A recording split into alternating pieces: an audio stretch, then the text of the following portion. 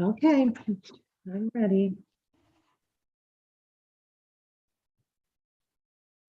Thank you, Dave. Good morning. This is a convening of the Massachusetts Gaming Commission, and we are holding this meeting virtually, so we'll do a roll call. Good morning, Commissioner O'Brien. Good morning. I'm here. Good morning, Commissioner Hill. Good morning, I'm here. Good morning, Commissioner Skinner. Good morning. And good morning, Commissioner Maynard. Good morning, Madam Chair. All right, we'll get started. Today is May 22nd. We're starting early on a Monday, and it is public meeting number 454. Today, we don't have minutes. We really are focusing a lot on our Community Affairs Division. We'll start off with Chief Delaney. Good morning, Joe. Good morning. Thank you, Madam Chair and Commissioners. So first up today, we have MGM's first quarter report. And we have with us from MGM, we have Chris Kelly, Gus Kim, Harlan Carballo, Beth Ward, and Dan Miller. And with that, I will turn it over to the MGM Springfield team for their presentation. Thank you, Joe. Let me just share my screen.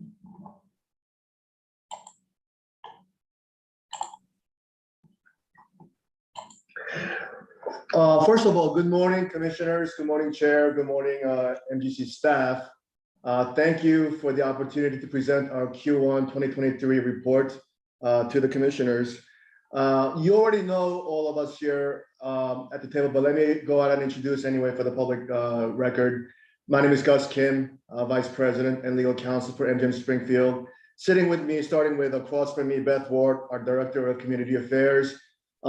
Dan Miller, Director of Compliance, Chris Kelly, our President and Chief Operating Officer, and to my right is our newly promoted Vice President of Finance, Harlan Carballo. So I wanted to publicly acknowledge her promotion and congratulations, Harlan, on a well-deserved and well-earned promotion and a job well done. So I wanted to make that public announcement. Thank you for that opportunity.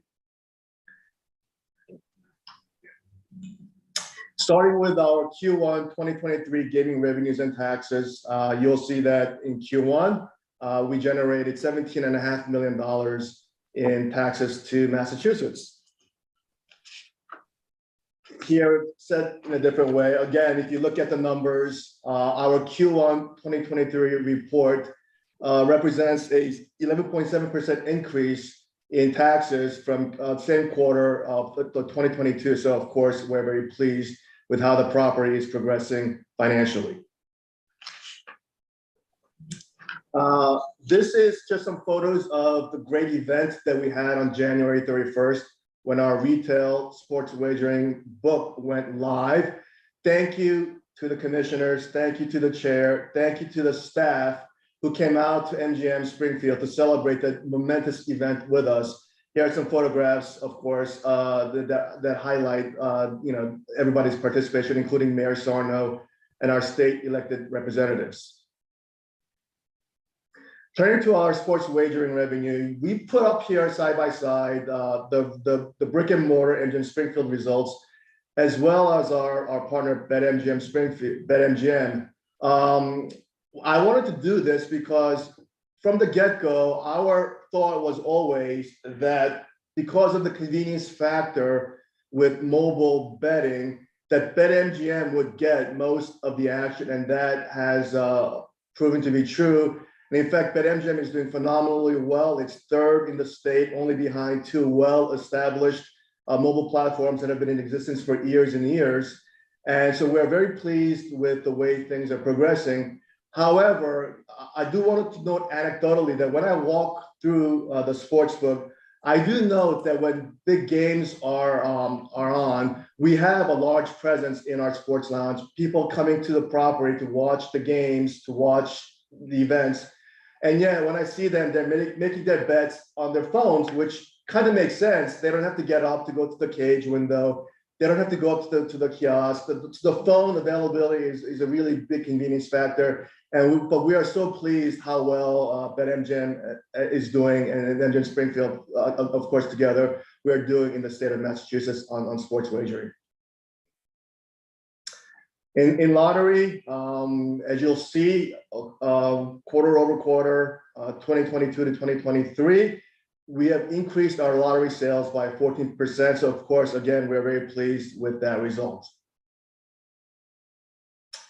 So here in the diversity spend, I wanted to spend a little bit of time to discuss this particular slide. If you will note, in Q4 of 2022, we reported a diversity spend of 9%. And here in Q1 of 2023, the report shows a 19% spend, a 10% increase. So in terms of actual dollars, in Q4 2022, MGM did spend $1 million in actual absolute diversity spend. And then in Q1 of 2023, that figure went up by 10% to about $1.1 million. But that 10% increase in the actual absolute value of the diversity spend doesn't fully explain the 90%, the 10% increase. So I just want to take a little bit of time here to discuss what happened. So prior to the reporting of this quarter, we used MGM's corporate standards to determine the billable spend, which would be the denominator of the fraction. So the numerator, the diversity spend itself, has never changed. Number stays the same, but the denominator, we used the corporate standards. But for this report, we used the American Gaming Association standards, which we should have used all along, because that is the standard that is set forth in the diversity spend reporting that we filed with the MGC. The AGA standard excludes certain types of payments. For example, gaming vendors. There are only a certain number of gaming vendors available out there, none of which I believe are certified diverse. So if you subtract some of the diversity, some of the exclusions that are allowed under the AGA standards, the numerator, of course, then becomes stays the same, but the denominator becomes smaller.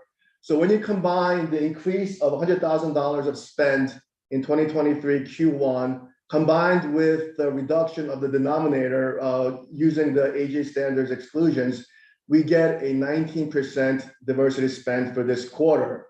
I'll stop here and pause and to see if the commissioners and the chair may have any questions about this. Commissioners, do you want to go back to the last for comparison, or are you all set? Any questions, commissioners? Commissioner Skinner? I do have a question. Thank you, Madam Chair. Good morning, Gus and MGM. So just the standard, the difference in the standards, could you explain that just a little bit more? And you know, how you determined that you were using the AGA, excuse me, the MGM's corporate standard versus the AGA standard, and how that reconciles with your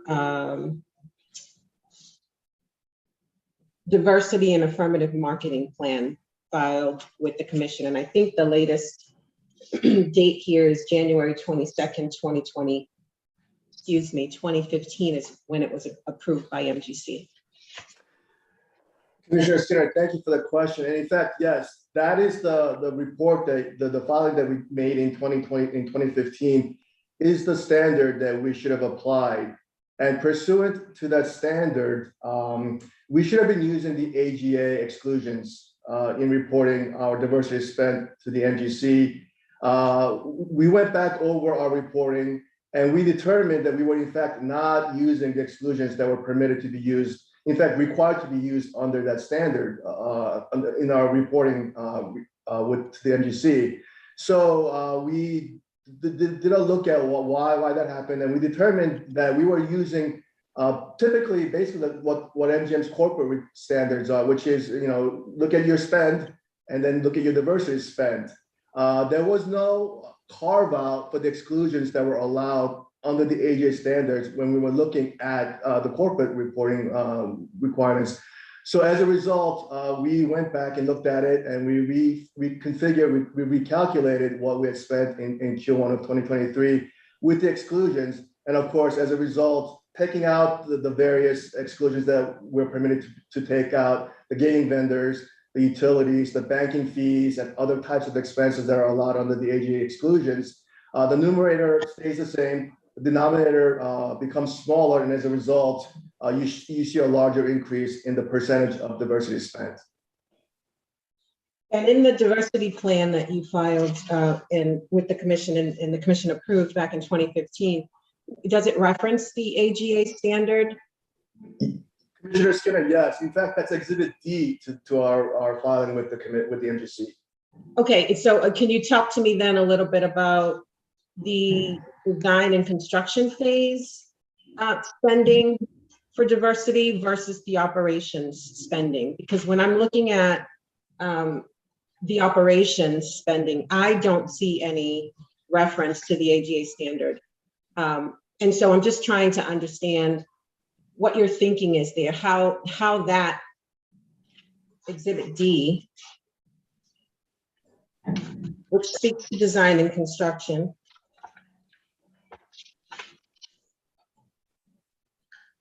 My understanding, Commissioner Skinner, is that particular diversity spend filing with the MGC is for our reporting to the MGC. I did not read it as delineating between construction and operations. Mm-hmm. So it's attached as an appendix. And so there's no narrative whatsoever in the diversity spend section of this report here. And just, can you connect the dots for me? I mean, I'm assuming you understood that you communicated, or MGM communicated, that it would be using the AGA standard. And so where have you done that? Because I don't see it in this document, at least with respect to operations. So this is, of course, a snapshot of the spend. This is what we disclose on our slide deck to the commission that becomes a public document. We can certainly drill down and provide that information to you in a report that is not made public. But I guess I'm a little confused about your question, Commissioner Skinner. We are allowed to deduct exclusions per the AGA standards. And for us to identify what exclusions we took, I don't believe that was necessarily what we've done in the past in terms of our slide presentation to the MGC in a public setting. So we can certainly drill down on that and give that to the MGC in a supplemental filing. I would appreciate that. Again, I need to connect the dots. I'm trying to understand the difference in reporting between Q4 2022 and Q1 2023. And I just need a little help doing that, just in terms of what I'm looking at here in the diversity and marketing plan. Of course, absolutely. We'll do that, Commissioner. Thank you. Sure. Could we just go back, please, Gus? I just want to make sure everyone's questions are answered. Commissioner O'Brien, I can't see everyone, so I'll just call you. You're all set. Commissioner O'Brien, how about you? I'm all Commissioner set. Hill? Thank you, Commissioner O'Brien. Commissioner Hill? I'm all set, Madam Chair. Thank you. Thank you, Commissioner Maynard. All set. Okay, excellent. Thank you. Thanks, Gus. Thank you, Chair. Here we have a local spend.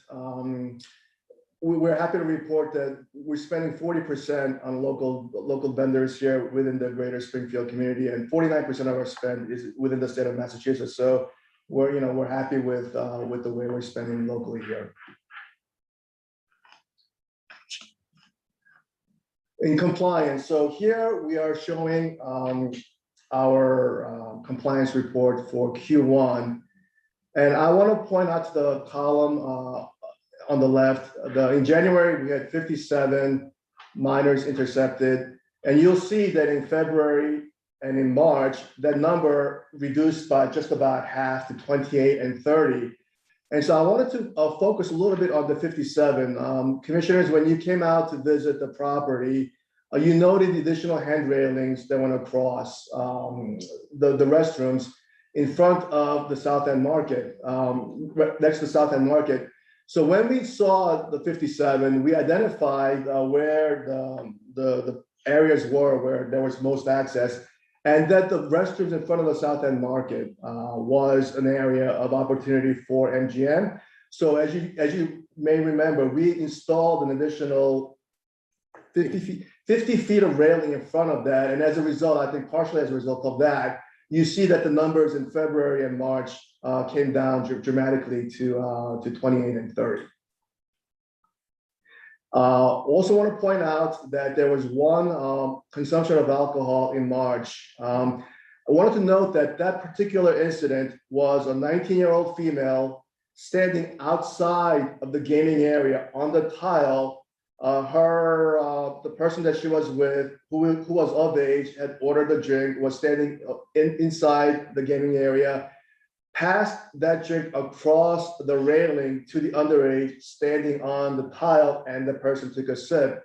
And I want to extend my congratulations to our security and surveillance team. They identified this transaction at 12:45 a.m. And by 12:46 a.m., within a minute, the security guard was there to intercept this event. So again, something that that happened across a boundary, but our security surveillance teams were on it, and they responded within a minute of this incident. So, Gus, this is Commissioner O'Brien. Can you speak to the 19-year-old, that hour and a half or so, who was on there gaming? Yes, Commissioner O'Brien. Could you go back to the other slide, please, Gus? Oh, no, here we are. Yep, thanks. Sure. So the 19-year-old, the hour and a half, the 19-year-old entered the casino floor with her parents through a non-checkpoint, not through a podium area, but through one of the open areas around the casino. She and her parents were at the Island Bar? Walk-up bar. I'm sorry, the walk-up bar, where the parents played at the games that were on the bar. The 19-year-old stood behind and watched her parents play. And then I believe at the end, she just cashed out the ticket. She cashed out the ticket of her father. Yes. Right. So she did not actually game at all. She was standing behind her parents, watching a game, her parents play. And then at the end, when the father was done, she hit the button to cash out. So that was what the 19-year-old the 19-year-old for an hour and a half was. She did not game. She just hit the cash out button. Okay, so can you describe for me more how you have an area where someone can simply walk on without getting carded? Sure, Commissioner. As you know, we have an open floor plan. We have several podiums at checkpoints, and the 19-year-old and her parents walked through an area which, as you know, there are many points of entry, and they entered through one of the points of entry at which we did not have a security guard. Okay, so how much square footage, linear footage, do you have of unsecured access onto the gaming floor at this point? That's difficult to determine without knowing the exact perimeter length around the floor. What I can add to what Gus is saying is it was actually the area by the South End Market bathrooms before we put that handrail in. So this was back in January that occurred. So you've blocked this access point by the guardrails? Correct. Yeah, so subsequently this is now, got a rail up at where that is. So, okay. Yes. All right, that's helpful. Thank you. I'll just throw out there as well, Commissioner O'Brien, that within the next few days, there will be some additional handrail going up in that area around the South End Market, as well as close to our Chandler restaurant and restrooms, as further kind of areas that we have designated as hotspots for this. So, All right, good to hear. Thank you. Madam Chair. Yes, Commissioner Hill, please go right ahead. Thank you, Commissioner. And I think you just answered one of my questions is what are you planning on doing to bring these numbers down? But I want to be very clear. These numbers are pretty disturbing still. to me, as one individual commissioner. I think the numbers are still pretty high. And even though I'm happy to see that the number has gone down, it's still pretty high in my opinion. So when I hear you're putting up new railings and things of that sort, is there anything else that you're doing to try and get these numbers even lower?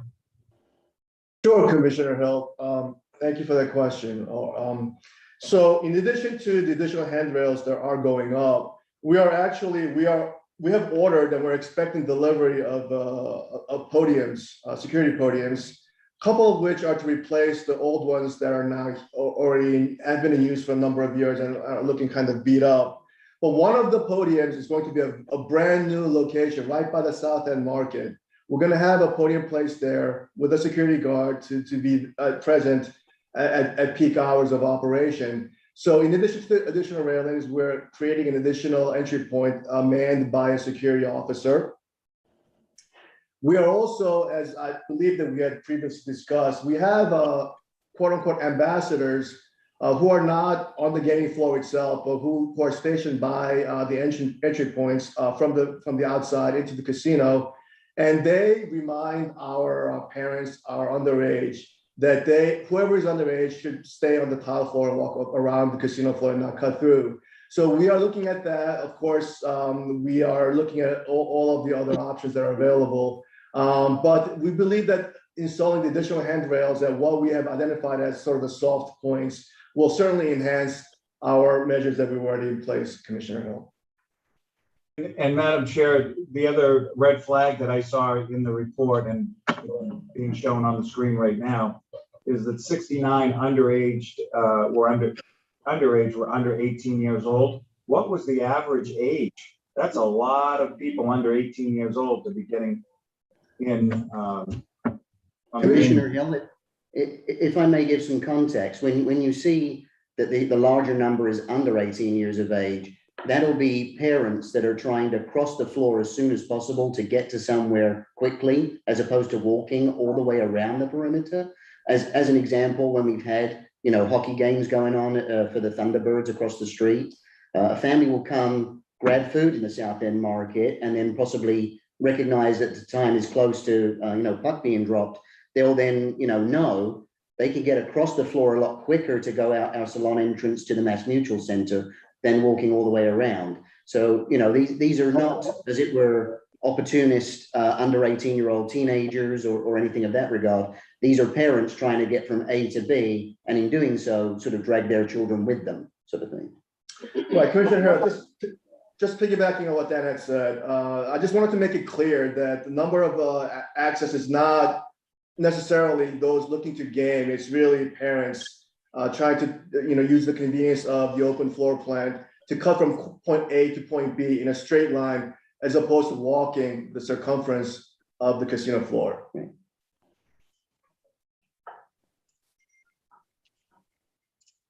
I have a follow-up, please. Commissioner, yeah, just a second. Commissioner Hill, you all set? And then I'll turn to Commissioner Skinner. I was going to say thank you, and thank you, Madam Chair. That's it for now. Yeah, thank you, Commissioner Skinner. Follow up.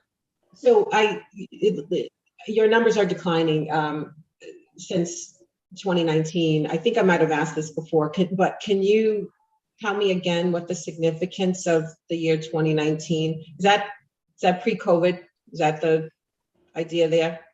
Commissioner Skinner, that is correct. 2019 was the last time that the casino was open without any COVID restrictions. And in fact, even through Q1 of 2022, we had at least MGM Springfield was operating under local COVID restrictions. Also, as a result of that, we did not fully open the South End Market to our families, including underage, until Q1 of 2022. So even in 2023, we went to Q1 of 2019 as our best point of comparison, apples to apples, because 2022, as I said, was likewise impacted by COVID restrictions here. At least that's MGM Springfield. Mm-hmm. And I think you're attributing the decline month to month this quarter to the enhancements that you made with the additional railings around some of the perimeter where there's, as you say, soft access. So with those changes and the changes that are upcoming, does that effectively hit all of those access points that where there is not a security officer manning the location? The additional railings that we are looking at installing in the next few days to a week or so does not completely seal off the perimeter of the casino floor. We are actively looking at that opportunity, but as I believe that we might have mentioned in a prior meeting and a report to the commissioners, that particular complete enclosure raises questions about life safety, about fire exits, about occupancy. So those questions are being addressed right now with our consultants, with our architects, but we are actively looking at the possibility of enclosing the entire casino floor. Or if not that, stationing a security officer at those remaining entrances to further mitigate access by persons under 21. That is something that we can certainly look at, Commissioner Skinner. Thank you. Just one thing I'd note, if in fact you can anticipate that after the events like the hockey games, that those families are taking the beeline across the diagonal that you mentioned to Commissioner Hill, I suspect that might be kind of a single path of choice, but in any case, if you can anticipate that, if you could perhaps have security ready to divert so that folks start to understand they can't be on the gaming floor. I think maybe it's just having more personnel there to capture those folks as they empty out from the convention center. Lady Chair, that's exactly one, the point of the ambassadors that we're hiring, and then two, the new podium that we mentioned that we're going to be receiving, is that that will mainly be stationed, especially at those high volume occasions. And to your point, that's why we want to do it the way we want to do it, is to anticipate those occasions where it's more likely and then avoid it. Yeah, and retraining and signage, I think parents probably will appreciate that guidance as well, so they understand that underage are not to be on a gaming floor. So thank you. I think commissioners will just probably be monitoring this as we have in the past. The numbers have gone up post-COVID. So the good news is that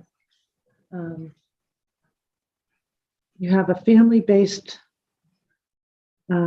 facility. You have, families go there for the very different amenities there.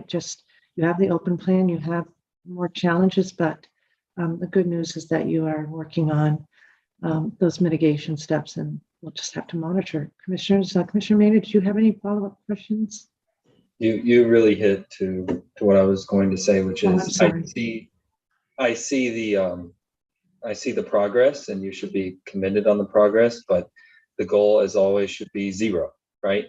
And it sounds like, I'm very confident that you and your team can put together something that gets this down to zero eventually. And I think signage, as the chair said, signage is a huge key. If I know what to do and what not to do at anywhere that I am, I typically follow the rules. I feel like most people do. A lot of times it's just they don't know, right? And so education and signage is helpful. And let's get the number to zero.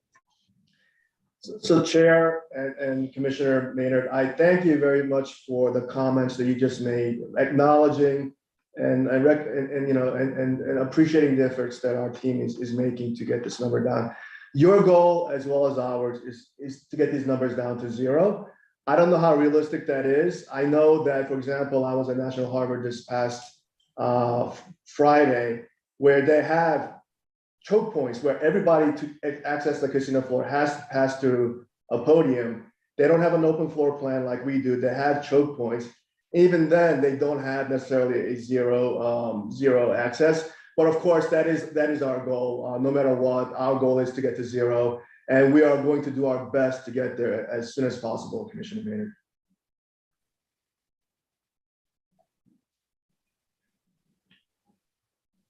Thank you. Thank you. So I know that there were some questions that the commissioners may have had about our efforts to reopen the property. So here, we just wanted to highlight some of the things that we've done in the past 5 or so quarters, starting with Q1 of 2022. I think the commissioners, you may already be familiar with many of these activations and these expanded hours of operation. And I don't want to have to read through every single bullet point, but if you have any questions about this, I'm certainly happy to respond. But I believe that we've made significant strides, tremendous strides in reopening our property to the public starting at the Q1 of last year.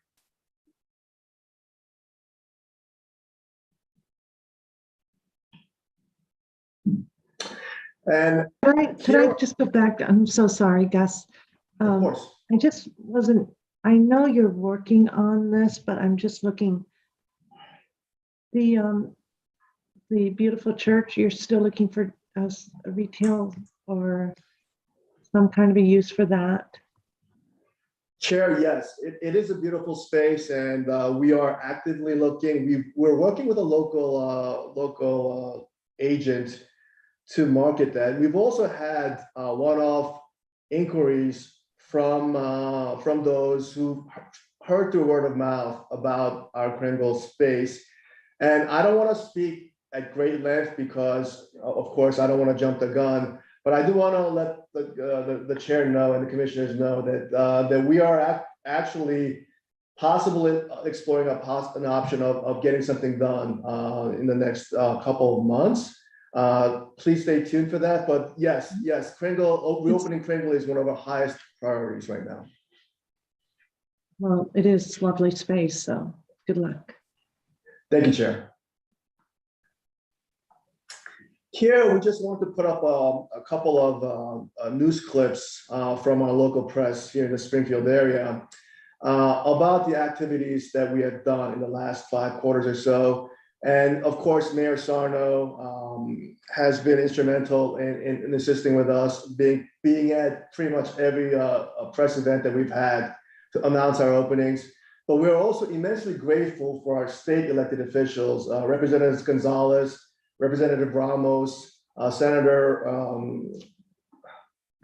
Gomez, I'm sorry, as well as Representative Brian Ash and others who've been at many of our openings to work and celebrate with us.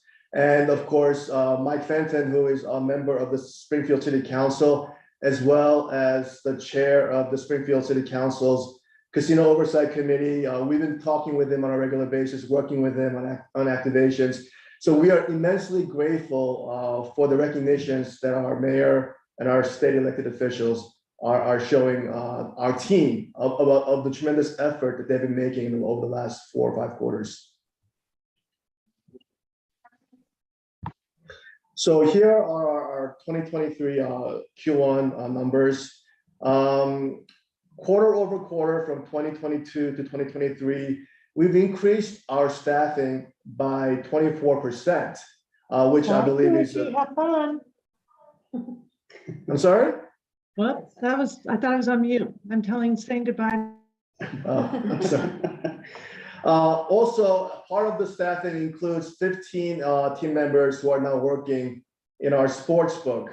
And so, of course, we know the challenge to our women numbers, which is at below our target of 50%. We are taking all possible measures to try to get those numbers up. There are external challenges that we face, but we are trying to address those through social media advertisements. One of which is this particular presentation, the slide I wanted to speak to you about.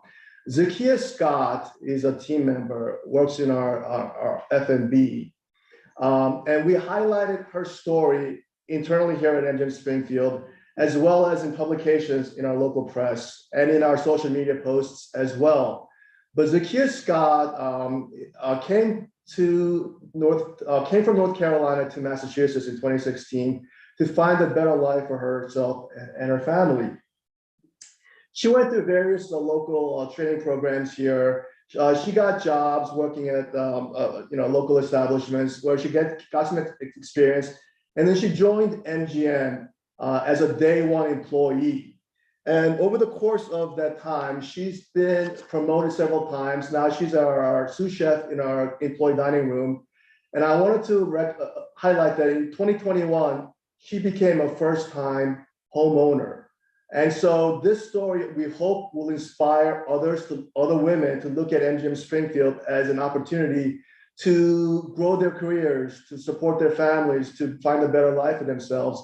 And so going forward, we expect to more of these types of stories with women, highlighting the women who have had opportunities here at MGM Springfield and who've made a better life for themselves.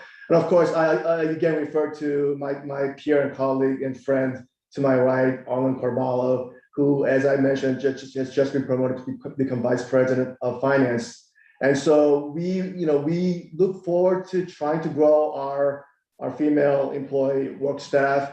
As I said, there are some external challenges that we're working through, but we're doing everything we can. For example, we've just allied with the Puerto Rican Cultural Center in terms of additional recruiting efforts for women, particularly, but our team members in general. So we're looking at other alliances, other coalitions, other groups that we can partner with to try to get the message out that we are looking for, and we're very interested in hiring women team members to our property.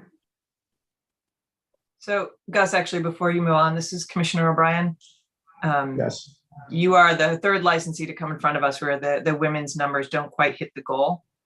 And so I'm going to ask you the question that I asked them, which is, can you be more specific with what you're doing in terms of trying to get the numbers up?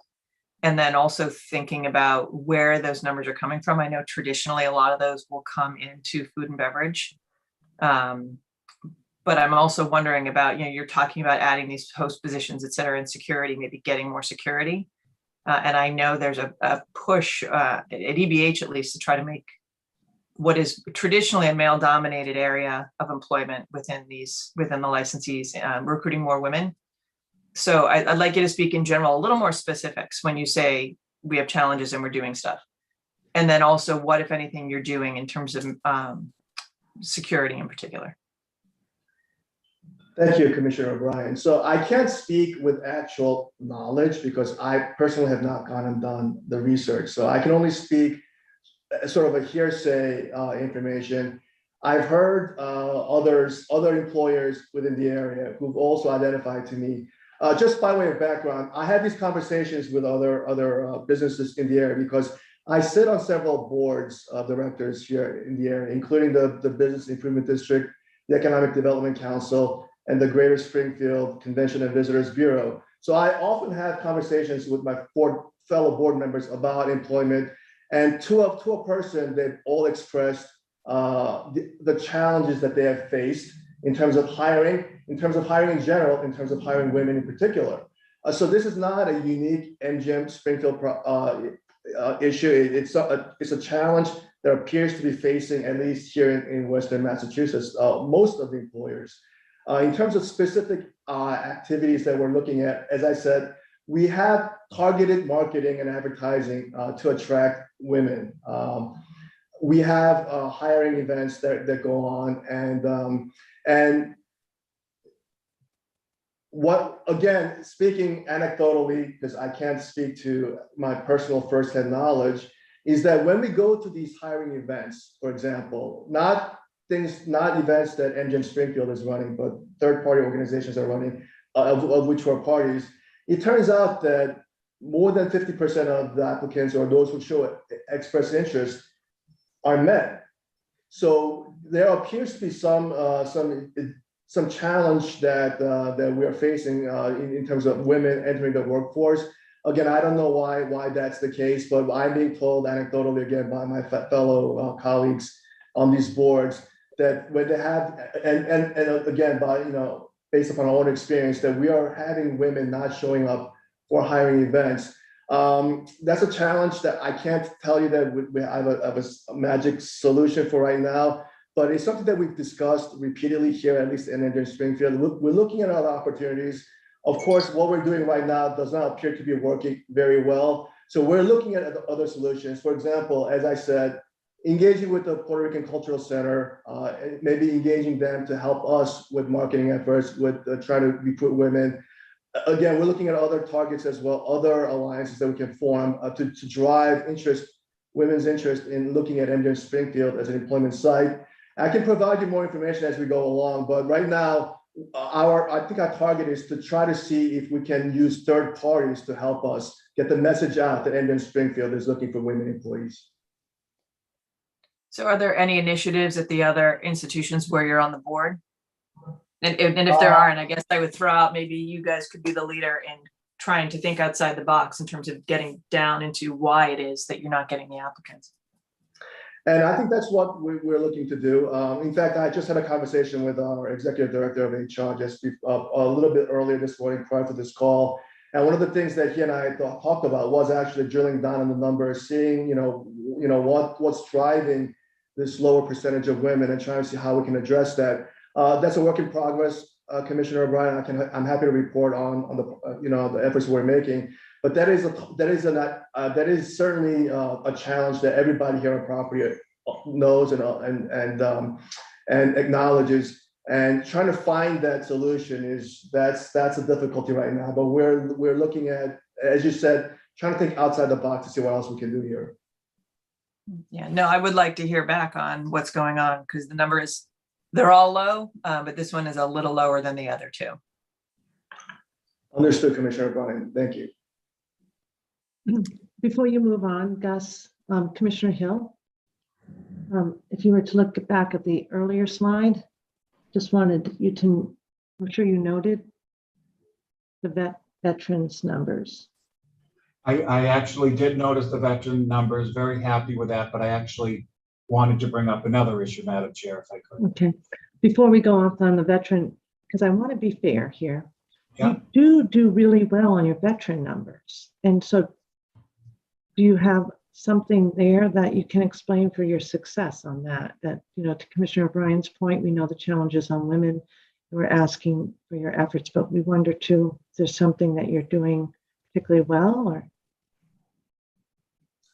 on the veteran numbers? I mean, we're of course we're really happy that we're 150% over our target on the veterans. I don't know that we're doing anything particularly to try to attract veterans.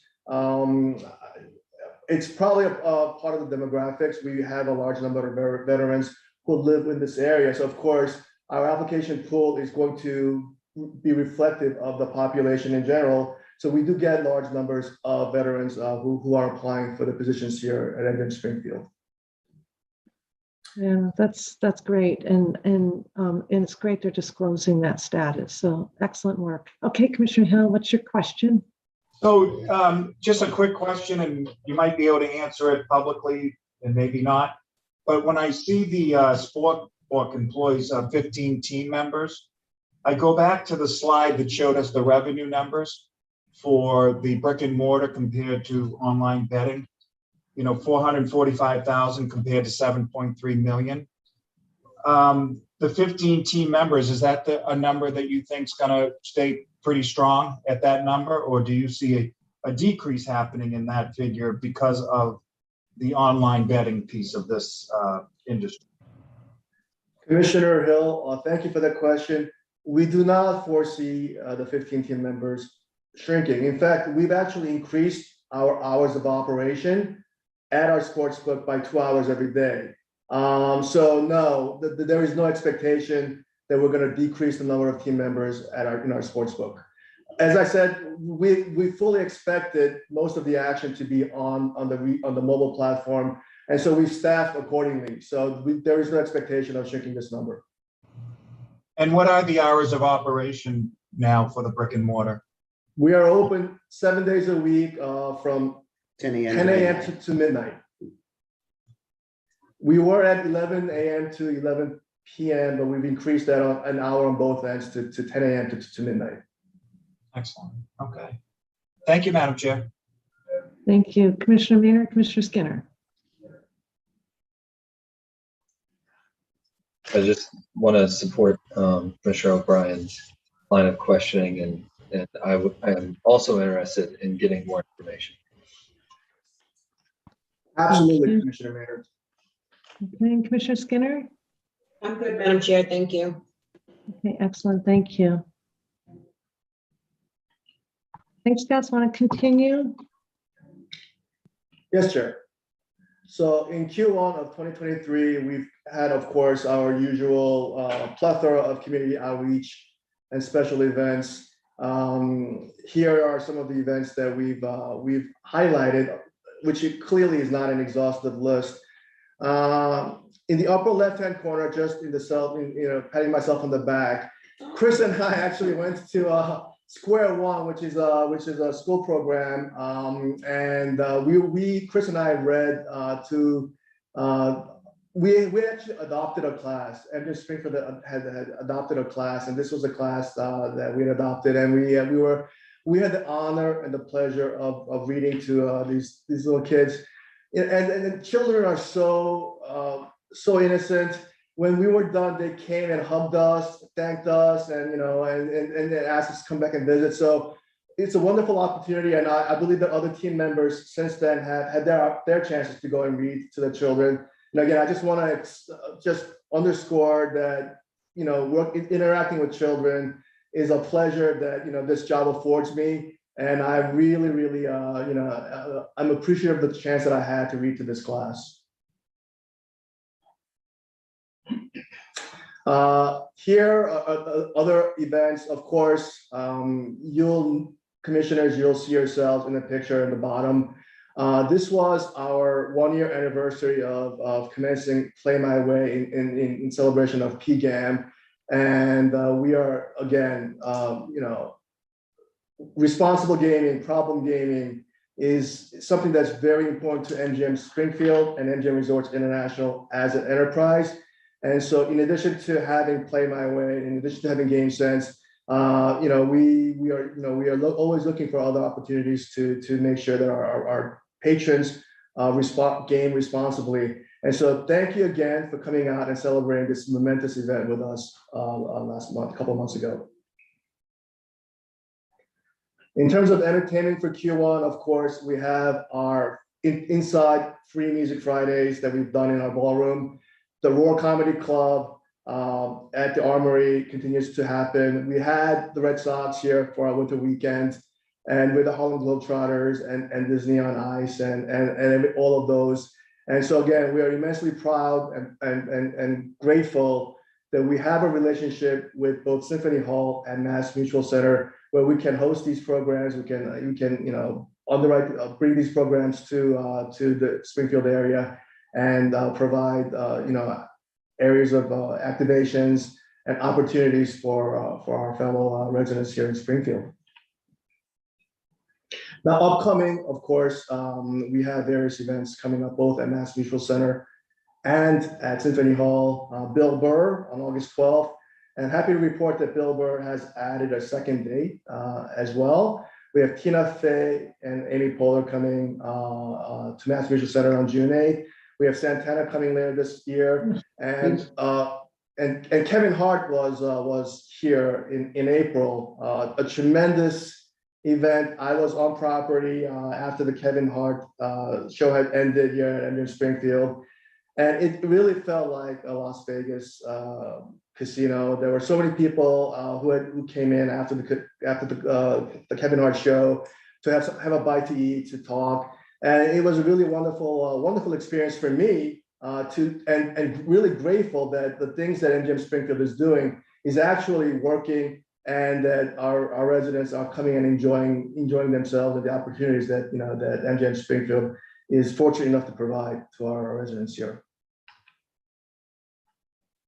Just a couple of community Can we just feedback. pause for 1 second? Sure. Commissioners, I think this is a tremendous lineup. This is exciting post-COVID to see this space being activated this way for the benefit of MGM and Springfield and the region. These are exciting events, have to say, I thought August 5th was going to be a special day. Our son's getting married that day, but I'm wondering, like, how do I get to see Santana too? Of course, as commissioners, we can't really, so, but that's really exciting and great work. Great work. Chair, thank you very much. And in fact, I don't know if you recall, but we had the band Chicago play at Symphony Hall about a year or so ago, and I raved about it. I've never seen them in concert. They're actually coming back in June. That show didn't even make this slide, Chair. So thank you very much for acknowledging that. Yes. You can always do 2 slides. We're okay with that. Anyway, that's great. Great news, and it's great that they want to come back. That's an indicator in and of itself. So excellent. Thank you, Chair. Thank you, Chair. And we actually wanted to speak to some of our business people here in the area to see what their impression was of MGM Springfield. And some of our fellow business owners, Louisa, who owns the Palazzo Belly right down the street from us, Nadeem, who owns the wonderful Mediterranean restaurant, Nadeem's right on Main Street, spoke above us. And if you go to the next slide, Dan. Yes. Ray Berry, who is the owner and founder of the White Line Brewing Company, he had wonderful things to say about us as well. So we are really very grateful and humbled that our fellow business owners here in Springfield acknowledge and recognize what MGM is doing for the community. And we are very, very happy to have received these feedback, positive feedback from our fellow business owners here. While we're on this slide, Gus, obviously you're talking about entertainment. This week, this Friday sparks the beginning of our Free Music Friday concert series. Yes. And Ray Berry and White Line will be there with their beer trailer as well. So there's again, kind of synergy between local companies and MGM bringing together a free concert, free music, and entertainment. So. Yes, I'm very sorry that I forgot about Free Music Fridays being kicked off. My mind is a little bit distracted because I have a very large event this weekend. My son is graduating from college, and so it's family and friends are coming in. It all hands on deck, and I'm very excited about my son's graduation. So I was a little bit distracted about this weekend. That's top of mind and not the Free Music Fridays. My apologies. Yes, you're doing a great job, but congratulations to your son. Thank you, Chair. And just to throw out there one last thing, Gus, is it's just a small college in upstate New York, correct? That your son attends? Yes, it is. Yeah. So Which one? Which one? Because I had a couple up there. So my son is graduating from West Point. Oh, that's not even really upset. That is fabulous. I can't imagine what that graduation will be like.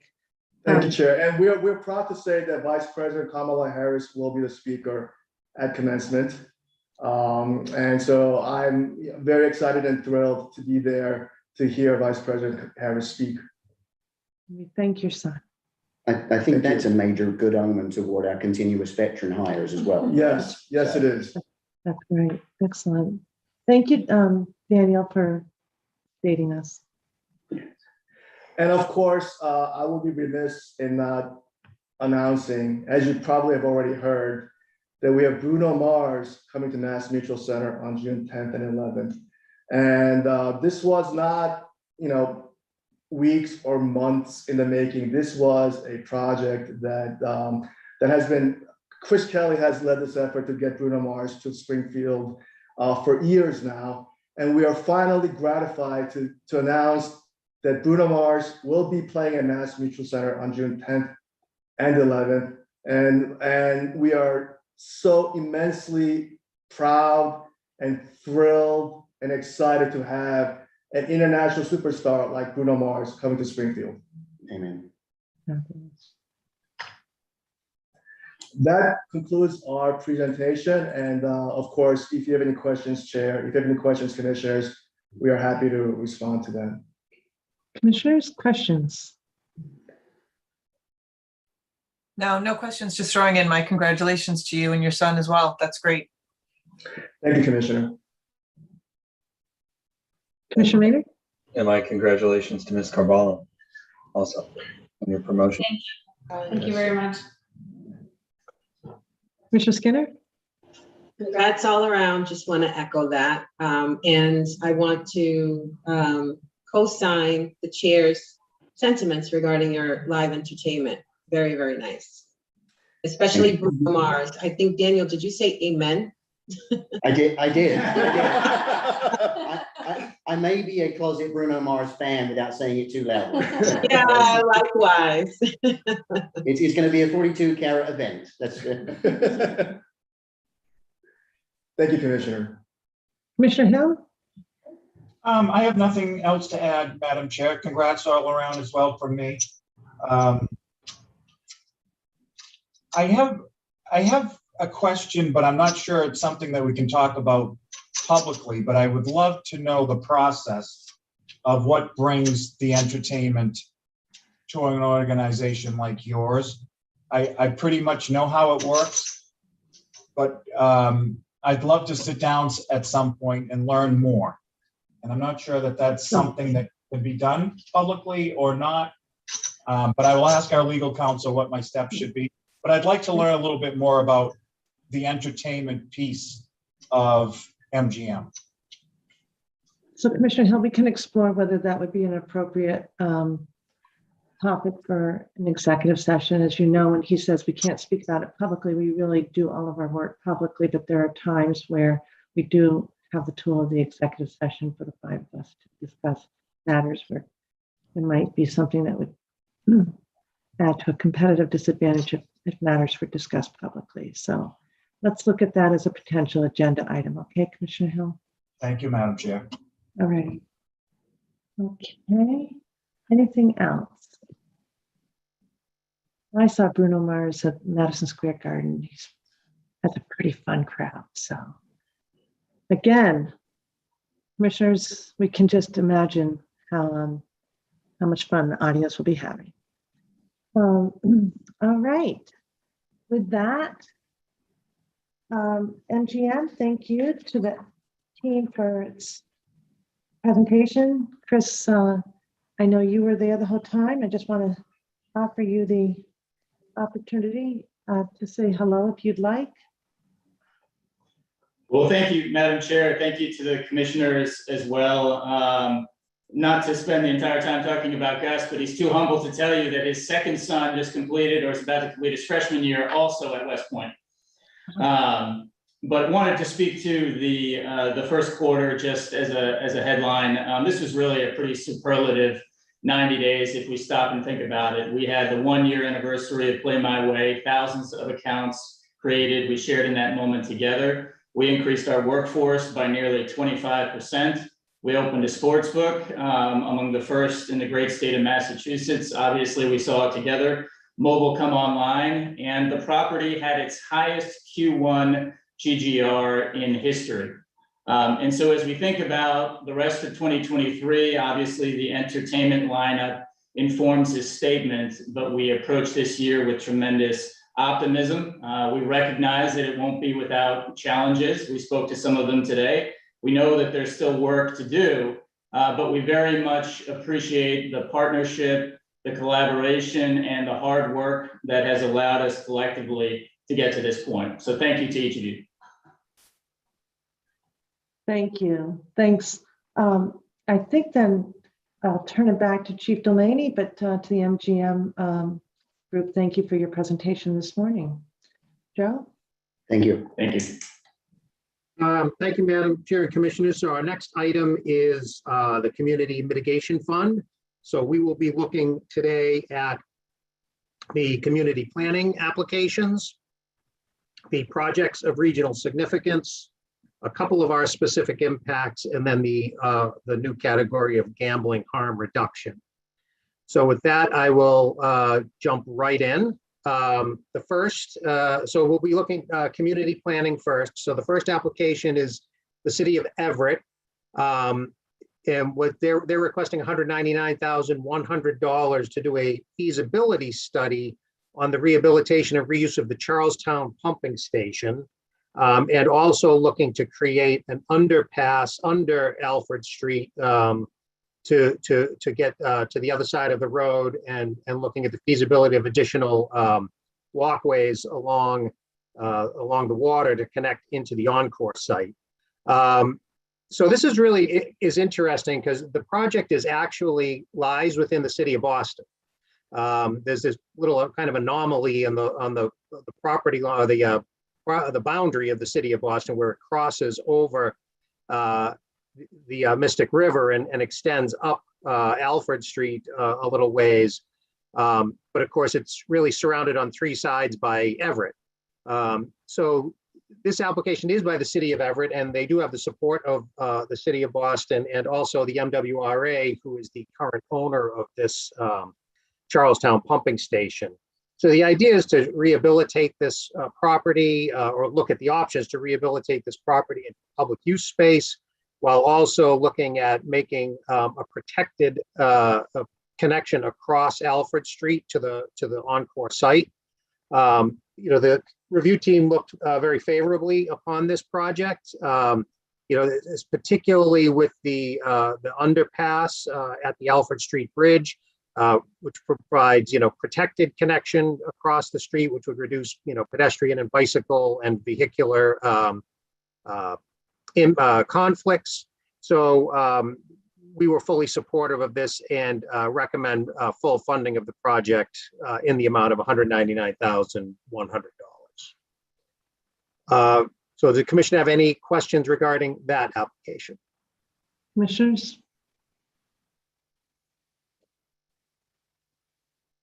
Okay, we've had the advantage of 2x2s with you going over the facts, but we didn't have the advantage of any questions that were asked among ourselves. So commissioners, I do encourage you to share anything that you shared, perhaps in your 2x2, so that we can learn from each other. Okay, so the next one is the city of Malden. They want to do a transit-oriented study around the Malden Center MBTA station. So this study will look at some conceptual alternatives for the land around Malden Center. There are some large surface parking lots and other properties that are probably a bit underutilized around the station. And in addition, the station itself is kind of an island in the middle of Malden Center. So what the city is trying to do here is to activate that area around the station, and also redefine some of where the bus lanes are and some of these other things, to try to encourage people that are using the station to get to the casino, to hopefully see what other things Malden Center has to offer, and maybe get some of those folks to linger in the downtown area and potentially live in the downtown area and so on. So this application came in last year really as a transportation planning application, but we felt that it worked much better under the community planning category. We did not approve it last year, but we are recommending approval of it this year, as it's in the right category, and it's looking at trying to take advantage of the presence of the casino and their patrons' employees to try to attract them to Malden Center. So we are recommending full funding of this project in the amount of $100,000. Any questions on this application? Commissioners? I like this one a lot. Yeah, this is really when we created that community planning category. I think this is really the type of thing that we were really looking towards. Yes. So the next one is Revere, Squire Road. So Squire Road is a section of Route 60 that runs through Revere. It's located about 5.5 miles northeast of Encore Boston Harbor. One end of it is at Copeland Circle at Route 1, and the other end it meets with Route 107, which is another sort of major north-south arterial through Revere. In this one, again, a community planning application, they wanted to conduct a master planning process for Squire Road that promotes alternative land uses. Right now, it's kind of a mix of strip mall kinds of uses, and there's some residential, kind of haphazard, sort of patchwork of different kinds of uses. on this, and again, we think that, projects like this are good, but we had a real difficult time trying to parse out what the connection of this is to the casino. The application talked a little bit about the traffic that's associated with the casino, which is largely using Route 1. But again, it's not a transportation planning application. And then, we asked the applicant to clarify what the casino-related impact or benefit that the project will address. And we really didn't get back what we considered to be a satisfactory answer on this. The way that the road is situated, people coming to and from the casino would be tending to go north-south, and this is sort of an east-west connection between a couple of arterials, but we just didn't see really any correlation with the casino itself. And so, given the distance from the casino and we're not really seeing any correlation or nexus to the casino, we are not recommending funding of this project. So any questions on that one? Questions, commissioners? Okay. Okay, so the next one is the City of Holyoke, a tourism plan. So we, a few years ago, we gave Holyoke some seed money to help start a tourism plan, and this is kind of the next piece of that. They developed a website that needs to be expanded. They have a public art program called Beyond Walls that they'd like some of these funds to help support that. One of the interesting pieces of this is that they are proposing a shuttle bus between MGM and Holyoke during some large events that they have. And just as an example of that, MGM Springfield, this wasn't in conjunction with Holyoke, but a group of employees from MGM Springfield took a bus up to Holyoke to go to their St. Patrick's Day parade, which is one of the largest St. Patrick's Day parades in the country, as I understand it. And they said it was a wonderful time. So this idea of having a shuttle bus between MGM and Holyoke will give folks at MGM an opportunity to come up to Holyoke and see what it has to offer.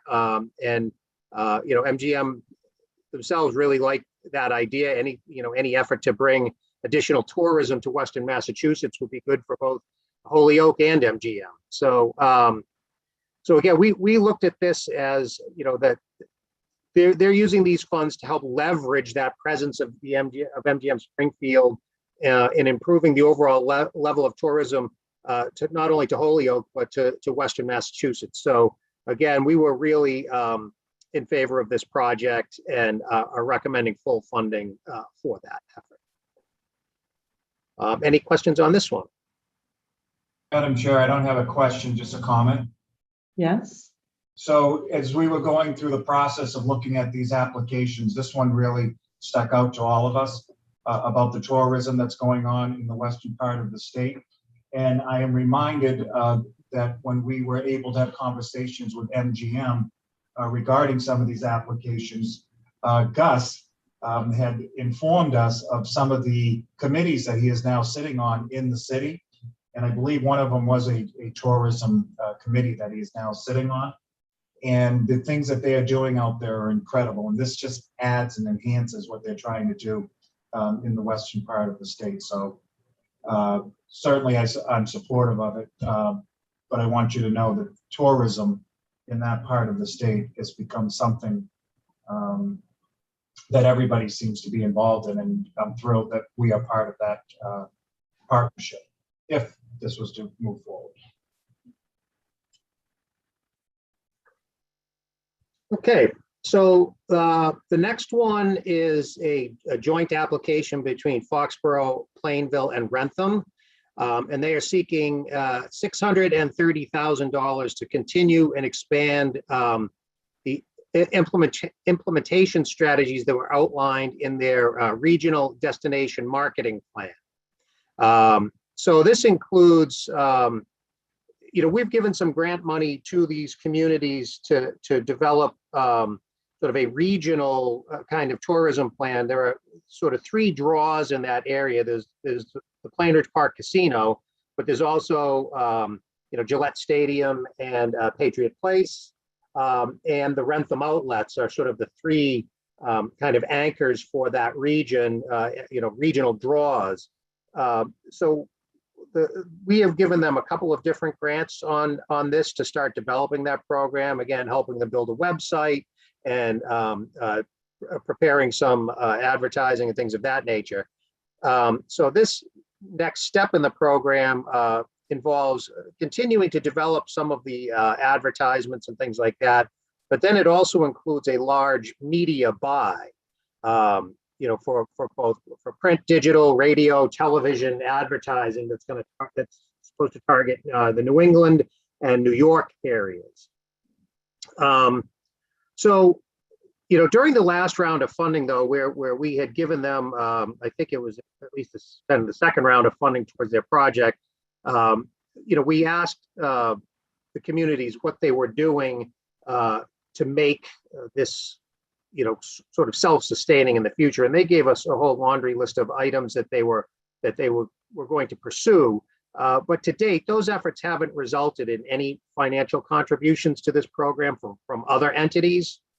And so the review team was a little bit concerned about the Community Mitigation Fund providing all of the funding for this effort. Plainridge Park Casino is only one of those three regional draws.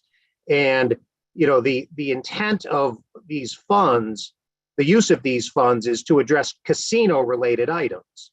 And in this case, again, it's the ability to take advantage of the presence of the casino to try to, create a kind of a regional destination. But given that fact that really Plainridge Park is only sort of 1/3 of this whole project, we didn't feel comfortable providing all of the funding for this effort. So we are recommending that there be full funding provided for the graphic design, animation, and commercial production, which that totals $105,000. The media buy was proposed at $500,000, and being sort of just 1/3 of this region, PPC being just 1/3 of this region, we are recommending providing 1/3 of the funding for the advertising buy. And there was another item in there for trade show participation that the review team did feel was appropriate for these funds. So we are recommending partial funding for this project in the amount of $272,000. Again, $105,000 to finish their commercial production and design, and then $167,000 towards that media buy. Any questions on this application?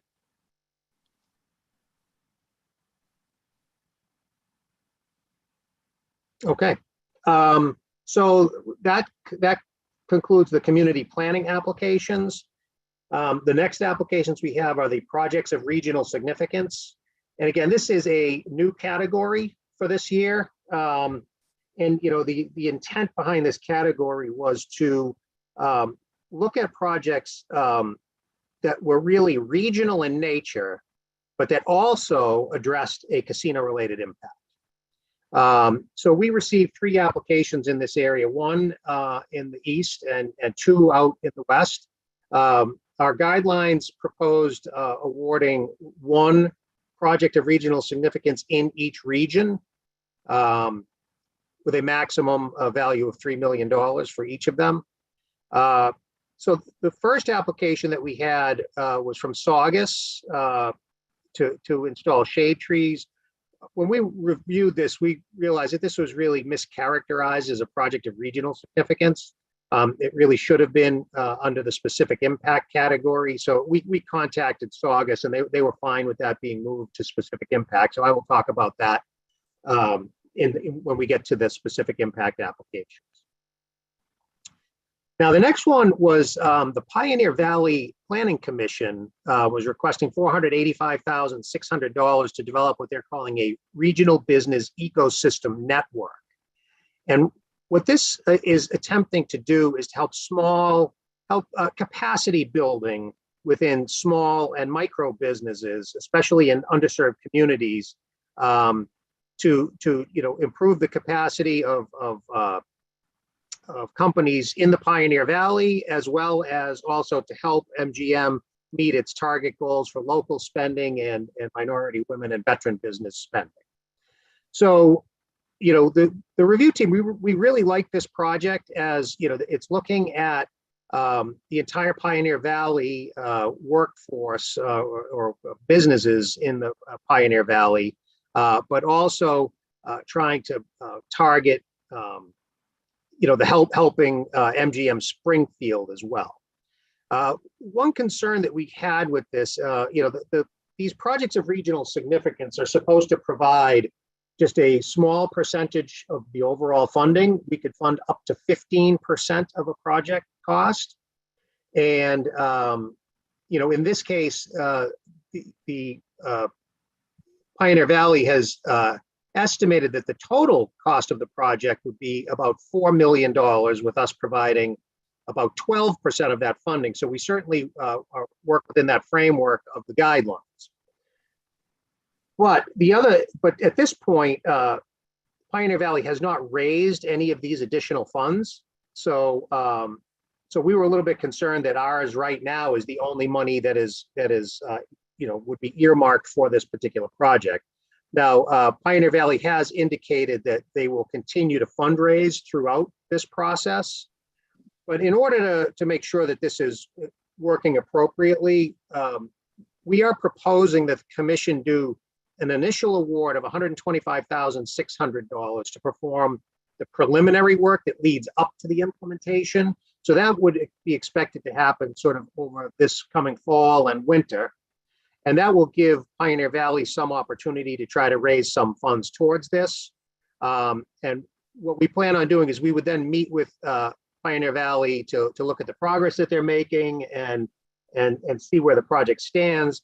And if we think that everything's going according to plan, we would then release the additional $360,000 of implementation funds. So we are recommending this project with those conditions that we release the money sort of in two tranches. Any questions on that project? Joe, can you remind me how much was set aside for this particular category for the each region? I think it was $3 million in the West, and I think it was $4 million in the East. I'd have to go back and look at the guidelines, but yeah, I think it was $3 million in the West. I think Mary's looking right now. And we made a different amount.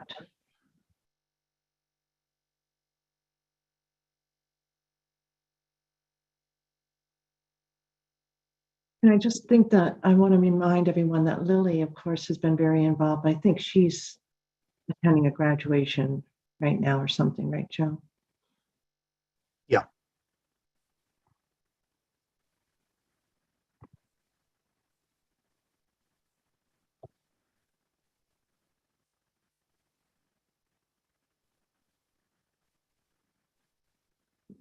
Mary, are you able to put your finger on those numbers? Let me get right back to you, just because I'm having some technical issues here. No problem.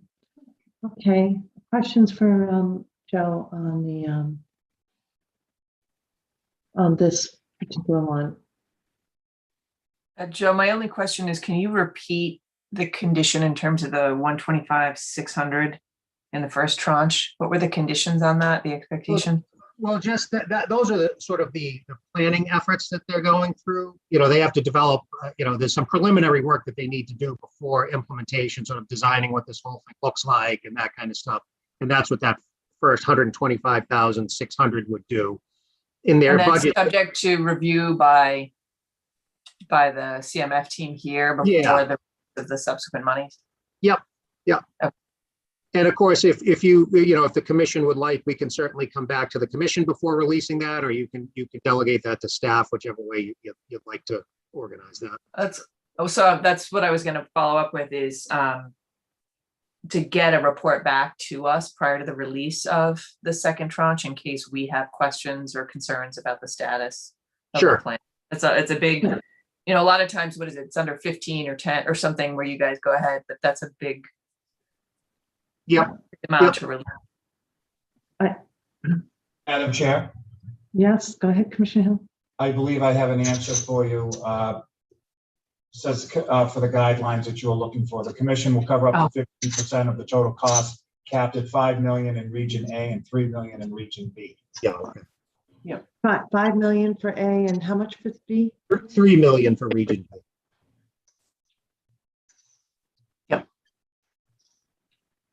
That's on page 6 of the guidelines. Thank you. Okay.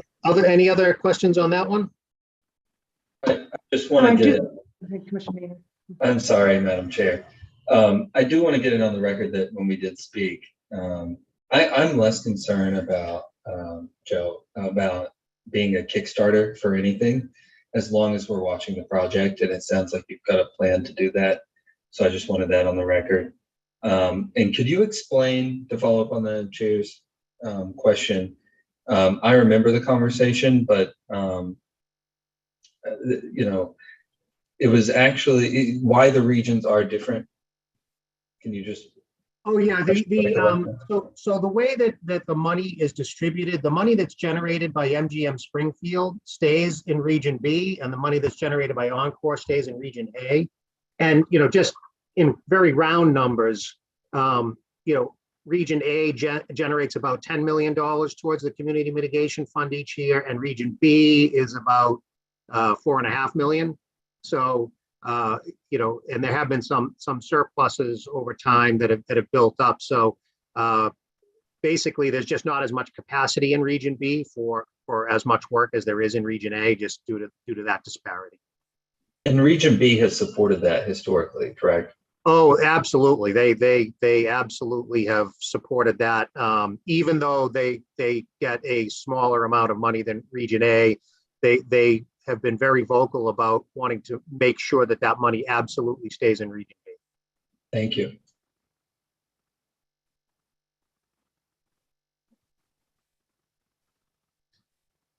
Okay. All set on that one? Okay. So moving on, the next application was for the city of Springfield for a mixed-use parking garage. Springfield is requesting $3 million in construction funding for a proposed central mixed-use parking garage to solve for area parking deficiencies, improve traffic flow, and assist new economic development. So just as a little bit of background, the city of Springfield has purchased several buildings on Main Street directly across from MGM Springfield. And the intent there, those buildings are largely empty, a few tenants in them here and there, but their intent is to market these buildings to developers, to redevelop them into, probably mixed use developments, retail first floor, housing on the upper floors, things like that. It's very similar to what the city is doing right now with the Port Street building. And the city has indicated that in order to attract developers for those projects, they really need to provide them some parking that will, give them, sort of confidence that the people who are going to live and work there have a place to park. So, in reviewing this, we looked at this and, we agreed that there is an impact from MGM, in the area. But we looked at this project as, while there's certainly a regional component to it, the review team basically felt that the primary role of this project was to serve this proposed development on Main Street. And while it has a regional component, that wasn't its primary purpose. So in our guidelines, we set a target of making one award in the Western region. And when we looked at the two projects in total, the review team felt that the Pioneer Valley project really met the intent of the guidelines on being quite regional, but also addressing a casino-related impact.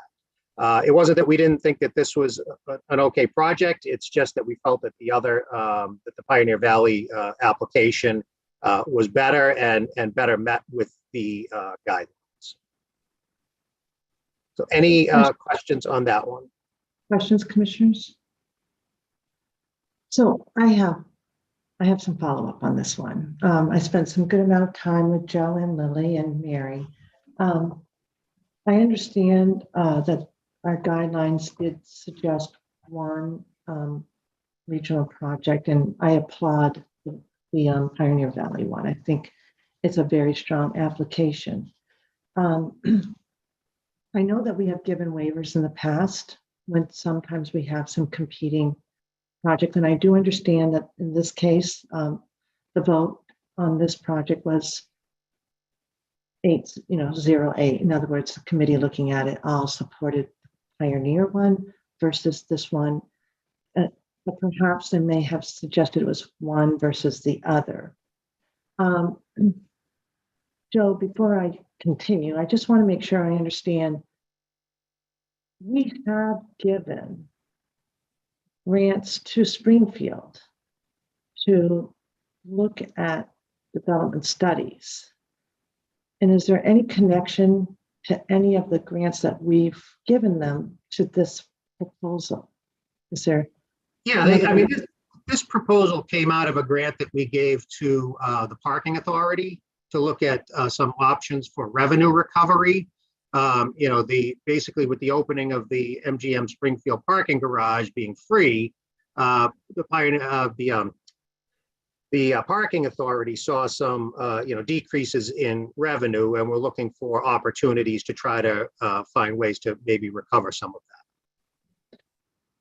So with that in mind, I just, if I can't convince my fellow commissioners to join me, I do want to be on the record that I really, truly feel this is very regional in nature, because this is connecting the work that the Gaming Commission has done in the past, that the city of Springfield has supported, that the state has supported, to activate the Main Street area so that we bring in businesses, so that we get foot traffic, so that we get individuals coming to the shows, so that we get individuals going to Chicopee, to Holyoke, to Long Meadow, to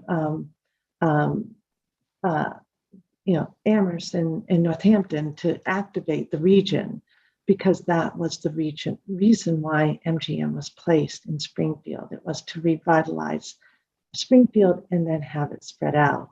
So I do think that this is very regional in nature, and I know that the other was viewed more like what's a parking garage, but I just want to make sure that we all understand that it does stem from earlier planning grants that we gave them.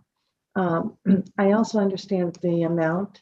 I think, Joe, you may want to explain that you think that it could take a while for this to get underway.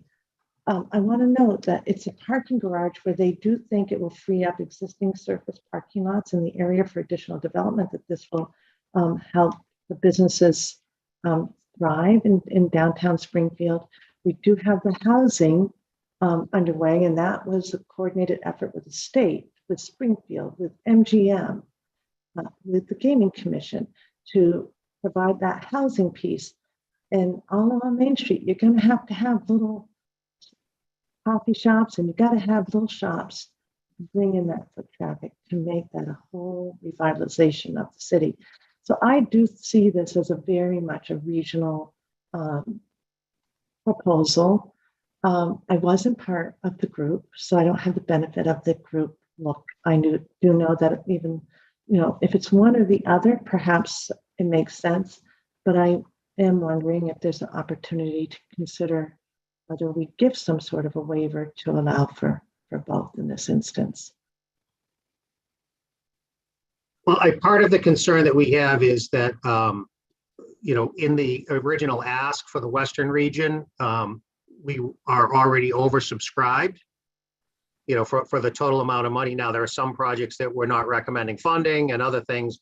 But until we get through all of them, we would, there may not be enough money available in the region to fully fund this project if we were to try to add it in.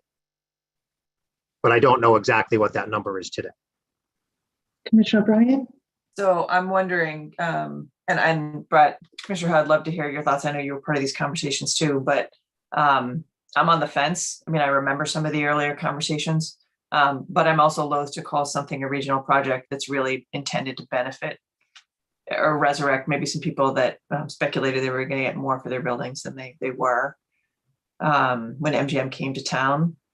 Given that most recent comment, I'm wondering if what the appropriate move on this today is to defer any vote. I'd like to know a little bit more about exactly how much money would be left to put toward this. And it may be that consideration of something less than the full ask is Yes, appropriate. absolutely. I don't think it necessarily has to be fully. We're not doing the full ask for the Pioneer, right? No, I know. So, but I didn't know if Commissioner Hill, I know you were part of those conversations too. I'm happy to hear what other people have to think, but so I'm torn, Madam Chair. I remember those conversations early on. I also remember the stories of certain people who, thought they were going to get a windfall. And when that didn't come, I don't know, maybe took a loss for tax reasons. I don't know what the individual choices were of the different property owners, but doesn't mean it's not regional impact, but not to the same level as the first one that's in Region B. Commissioner Hill, I guess Commissioner Brown. Commissioner Skinner, you have your audio off. Perhaps why don't you go first, and then Commissioner Hill, if you want to follow up. So I feel similar to Commissioner O'Brien in terms of the individual benefit sort of outweighing the regional significance here. But let me go back. You alluded to the 8-member subcommittee that reviewed this application. And Joe, I think that, it was less about comparing the two applications that came in under this category and sort of picking the one that was most viable. There were other concerns, I think, that you had indicated during the 2x2 that concerned the committee. So, I am, not going to stand in the shoes of the committee who had all of the information and data and the application itself in front of it as it reviewed the application. So, I want to respect that determination, understanding that there is discretion here, or at least I think that's what we are trying to determine. But I think ultimately, I think that all of the good things, Chair, that you referenced for the region and sort of revitalizing it and, allowing that economic movement, I think is really far removed from the individual benefit that we're talking about here. So I would have to, at this point, really, engage the subcommittee again to try to understand, just kind of have a better understanding of exactly what their other concerns were. I think, Commissioner, the committee, the review team, it was primarily the issue about regionality. I mean, some of the people on the review team did not see any regional connection to this project. Others looked at it and saw some regional connection, but that was the primary concern, was the sort of the regionality of this. Is this just for a local project, or is it a regional project? And I said some people could see some spin-off regionality, but that was the primary concern. Madam Chair, I don't think I could have said it any better than Joe just did. Though that was the big concern amongst the subcommittee, is the regionality of this project, and we felt the other project really did show a regional. There would be more regional, and I think I said this earlier, but one of the things that the subcommittee is really having an issue with last year and this year was addressing what a casino-related impact is. And in looking at these two projects, we felt the other one really had more of a casino-related impact than this one did. And that's the thought process that we put into it. And the other piece, just to add on to that was, also on this one, I didn't include this in the write-up, but, this project is a $30 million project. And while other sources of funds were identified, there's been, none of those sources of funds have been secured for the project. That was the other piece of it, but that was similar to the Pioneer Valley project as well. Commissioner Maynard?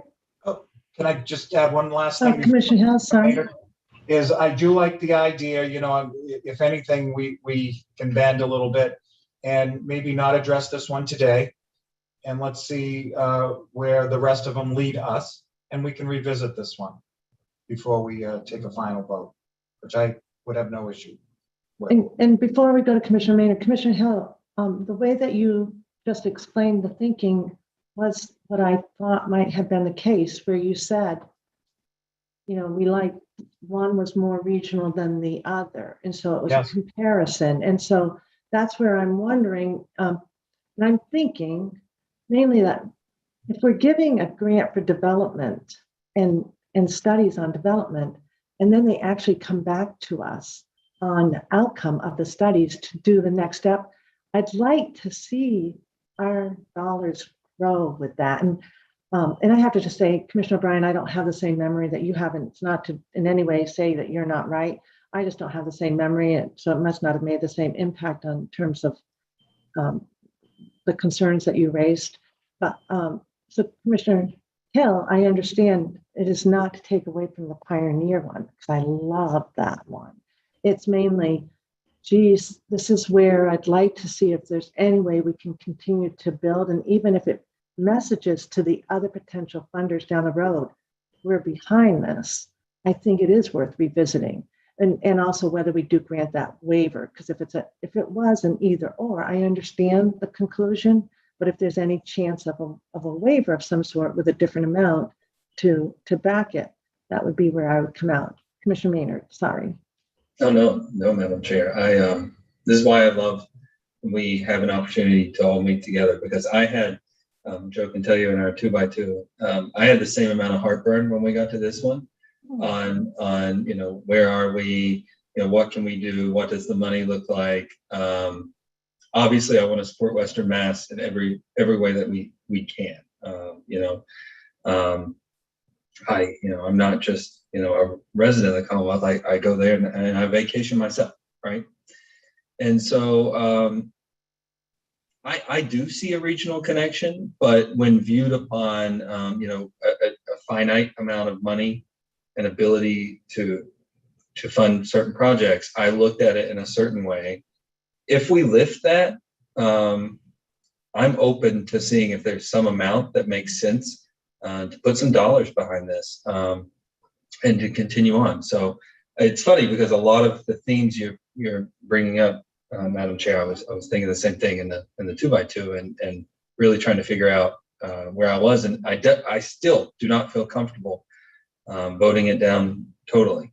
And so maybe we do need a little more time to gather some more information and see if there's something we can do. Well, so thank you. And this is where it is really important for us to have these fulsome discussions, because we don't participate in the 2x2s. And so I may not have heard a question that was raised by Commissioner Bryan or you, Commissioner Maynard, and I was with Commissioner Skinner on our 2x2. Commissioner Skinner. I just want to, I'm hearing two different things from Commissioner Hill and Joe. So I want to make sure that I understand whether they are saying the same thing. I think, Chair, you summarized Commissioner Hill's statements as, one project or the subcommittee believing that one project was more regional than the other. That isn't, and that may or may not have been what Commissioner Hill stated, but I did not hear that from Joe. So if, I want to make sure that I understand Joe's perspective here and the subcommittee's perspective. That's important to me, as is the opinion and comments of my fellow commissioners. So I think, just again, just to summarize, the two issues that we had were the regionality issue. The connection to the casino, we did agree that there is a connection to the casino, although it's not really a straight line connection. We have agreed before with their argument. But then the cost that's associated with it and cobbling together those other monies for this project were the two issues. But what it came down to was, we didn't sort of take a vote saying, vote up or down on this. But we looked at the two projects in total and thought that the Pioneer Valley one was the more appropriate one to fund. But the issues were, I said, several of our folks on the review team saw no regionality associated with this project, and others saw a small amount of regionality. None of us felt that this made a strong case for being a regional project. So if this were the only application, I think we would have had to sort of do an up or down vote, but because we were only recommending one from the region, we were recommending the Pioneer Valley one. I think, if we were to do that, I'd want to reconvene the group and see if this were a standalone project, would we recommend that one? We never really quite got to that point because we didn't feel that we really needed to. And thank you. That insight is helpful, and that's exactly where I was going to go next. Is just to ask generally, based on this discussion, what you would recommend as next steps. So I just want to follow up, Commissioner Skinner. I want to make sure that you would know that I would not intend to in any way mischaracterize what I understood was the decision-making process. I followed up with, I think, another hour plus with Joe and Mary and Lily to make sure I understood it. But that's why I started with, we would have to think about whether or not we would waive our guideline, which was that it should be one, and then waive then if we were going to give any money at all. But I am hearing Joe say there's a debate about the degree of regionalization. And I suppose I'm realizing that I guess regionalization is viewed in different ways. That's all, because I actually see Springfield as the activator for the region. So, but I wasn't part of the committee.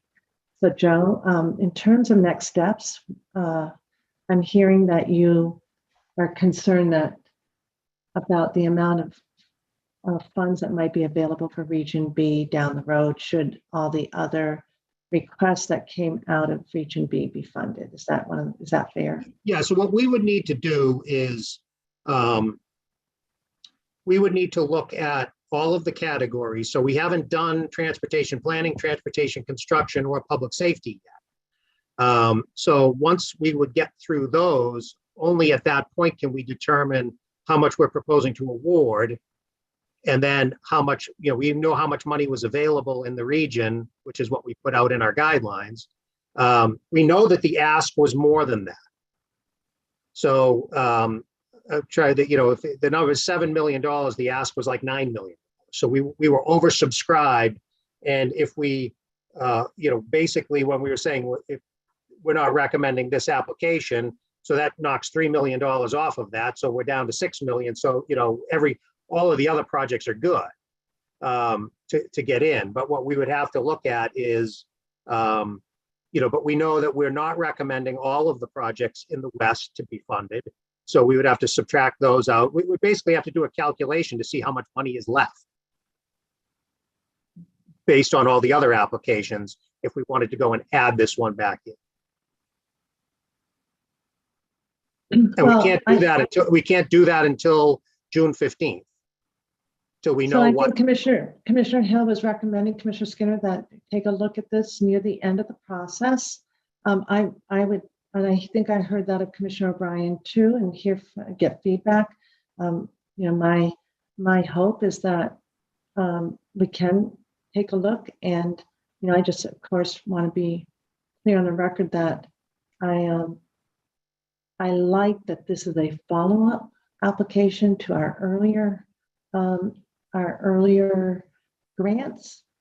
And I like the idea that it is to continue to revitalize Main Street so that those Bruno Mars fans are happy and they come to Springfield happily, and then they go and stay at wonderful inns over in Long Meadow and Northampton and Amherst, and they go over and to a nice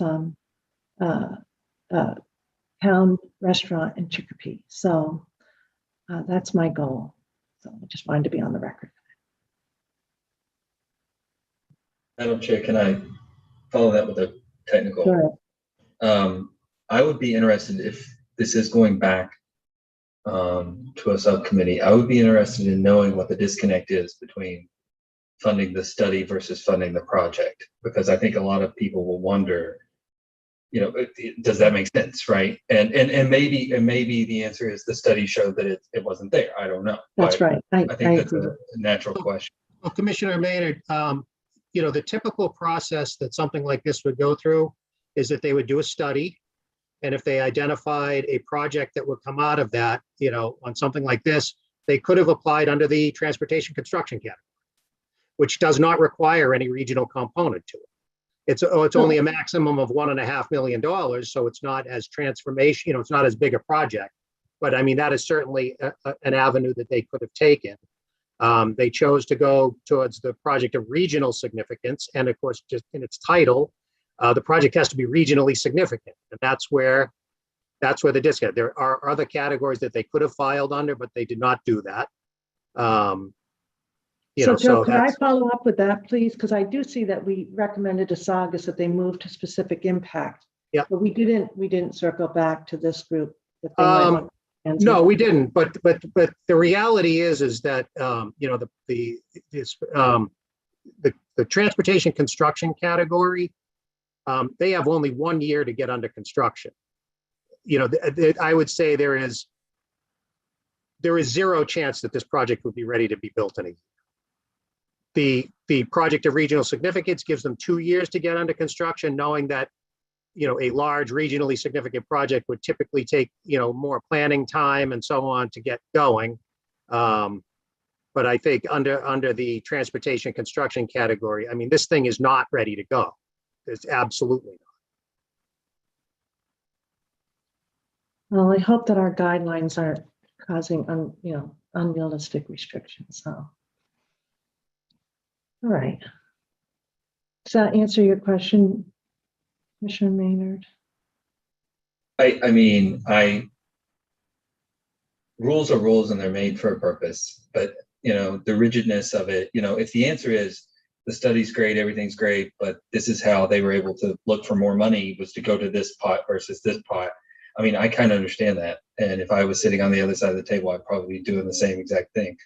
But if there's really my question, Joe, the heart of the question was if there's something in the study that showed that it wasn't good to go, period. That's kind of what I would be interested in. So.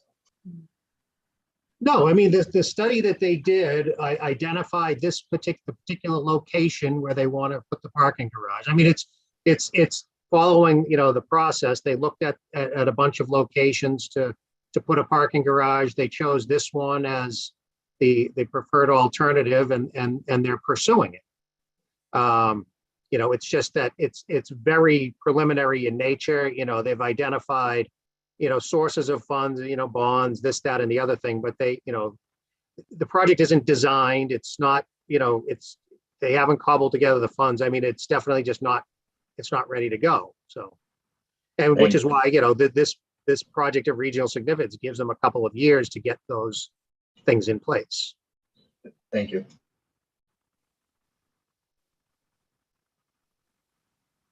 And with that said, I mean, the commission can waive any one of the requirements in the guidelines.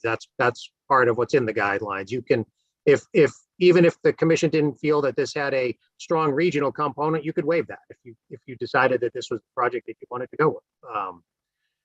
But again, you can waive any particular requirement in the guidelines.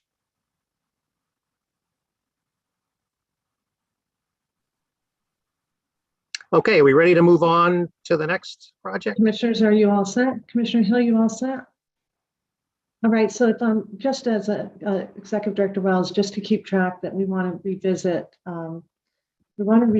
this one, and then we also want to revisit the one that we just reviewed beforehand, the Pioneer Valley one. That should come back to us before additional funding. But this one would come back before we complete the community mitigation process. And I invite the public to weigh in if they have any thoughts on this. So. All right, so we're now moving on to our specific impact grant category. And the first one is the City of Boston, the Powell Arts Center project. City is requesting $493,500 for the Powell Arts Center. This project came directly from the Asian Cares study that had been done earlier. And this is, the effort here is to try to offset some of the, issues that lead to problem gambling. And, in that study, one of the key takeaways was, it's social and cultural loss and isolation due to immigration, as well as unhealthy stress relief as some of the root causes of problem gambling. And what this proposes to do is to provide alternative things for folks to do, and to hopefully help offset some of those tendencies. So even though this appears like it's a gambling harm reduction category, that category was really just for studies. This is actual implementation from an earlier study. So we have it under the specific impact category. The review team really loved this project. This is exactly what we were looking for on things like this. The one concern that we did have was that in the application requested 4 full-time equivalents for program implementation. But those were already, 3.5 of those were already existing employees of the Powell Arts Center. And, it's the intent of our funds is not to supplant existing funding, but to supplement existing funding. So there was half a new FTE, a communications coordinator, that we proposed to fund. And we also agreed that we should probably fund another half FTE of the existing staff due to the increased workload. So if you subtract out those 3 FTEs, existing FTEs that we're proposing to not pay for, we're recommending partial funding of this application in the amount of $283,000. So any questions on that? Questions, commissioners? Okay. The next couple, you're going to see some similarities from previous years. The next one is the Hamden DA's office for personnel assistance. They're requesting $75,000 for continued funding for personnel to handle casino-related prosecutions. We've been funding the DA's office in this amount for the last few years. They did provide us some additional information this year that showed over the last 5 years that they have handled 674 direct casino-related cases. But in addition to that, we know that there are indirectly related cases as well, but those are certainly harder to quantify, but that shows that there's certainly quite a bit of work that the DA's office has to do with respect to casino-related projects. So originally we were giving them $100,000, but they realized that was more than what they needed. So back in 2020, they dropped their request to $75,000, which is what we have been funding and what we are again recommending funding for this year. Any questions associated with that? It's not a question, but Joe, you know this, you've heard me say this repeatedly in terms of Norfolk, I think came in, asked for money once, didn't actually do the case tracking that we were looking for. So I'm in support of funding the positions. What I'm frustrated with is that there isn't a little more of an effort to track Nexus in terms of, obviously, there's an arrest, AG's office doesn't take it, it goes over to the DA's office for prosecution. I'm interested more in the ones where they determine there's a connection. I'd love for I've said this before, I feel like maybe I need to be more proactive with the MDAA, the Mass DA's Association, in terms of getting together the counties that really are either the sightings of these casinos or surrounding communities, so that we can get a better sense in terms of tracking impact.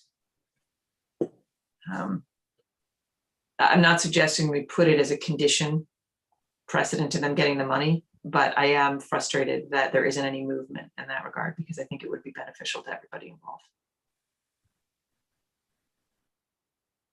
And I'm beating up the messenger, Joe. It's obviously not meant for you. It's a frustration for people that aren't on this call. Understood.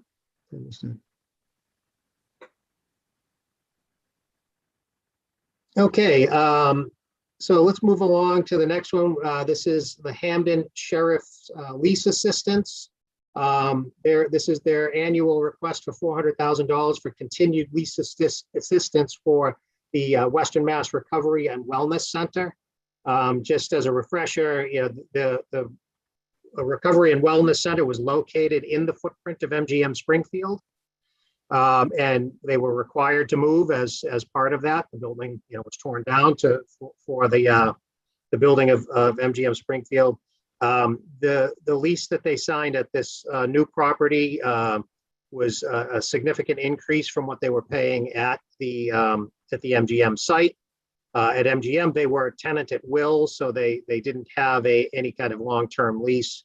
But the increased costs were with that and utilities, because I guess utilities were part of their original payments. The increase was about a little over $600,000 a year. They've asked for the $400,000 to offset that, and we have granted them those funds for the last 7 years. This is the 8th year of a 10-year lease. We've had these discussions with the commission on whether or not we believe that we should continue to fund this project. And I will, once again, when we talk about our policy questions, we will be bringing that back up to the commission. But the reality is that they have, they demonstrated the casino impact, and they clearly have quantified the costs of that differential. So those being the two things that you need to prove as part of your application, we recommend payment of this awarding of this grant. Questions on that one? Commissioners? All set? Again, this is sort of we're going into the Wayback Machine on some of these, just to give historical perspective on it, which is I know they made the request to get 5 and then 5, sort of not have to come back every year. They do come back every year. I think the money's available this year. So, I'm in support of spending it. But at a certain point, I do think when you get a decade out, we're going to have a conversation about continuing nexus and impact. Yeah, absolutely. And just a reminder, this is part of the overall total of up to, what's the amount again, Joe?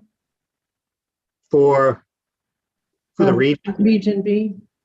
Yeah, there's, I think it was roughly 7 million was available. Right, so 400,000, Yep. Again.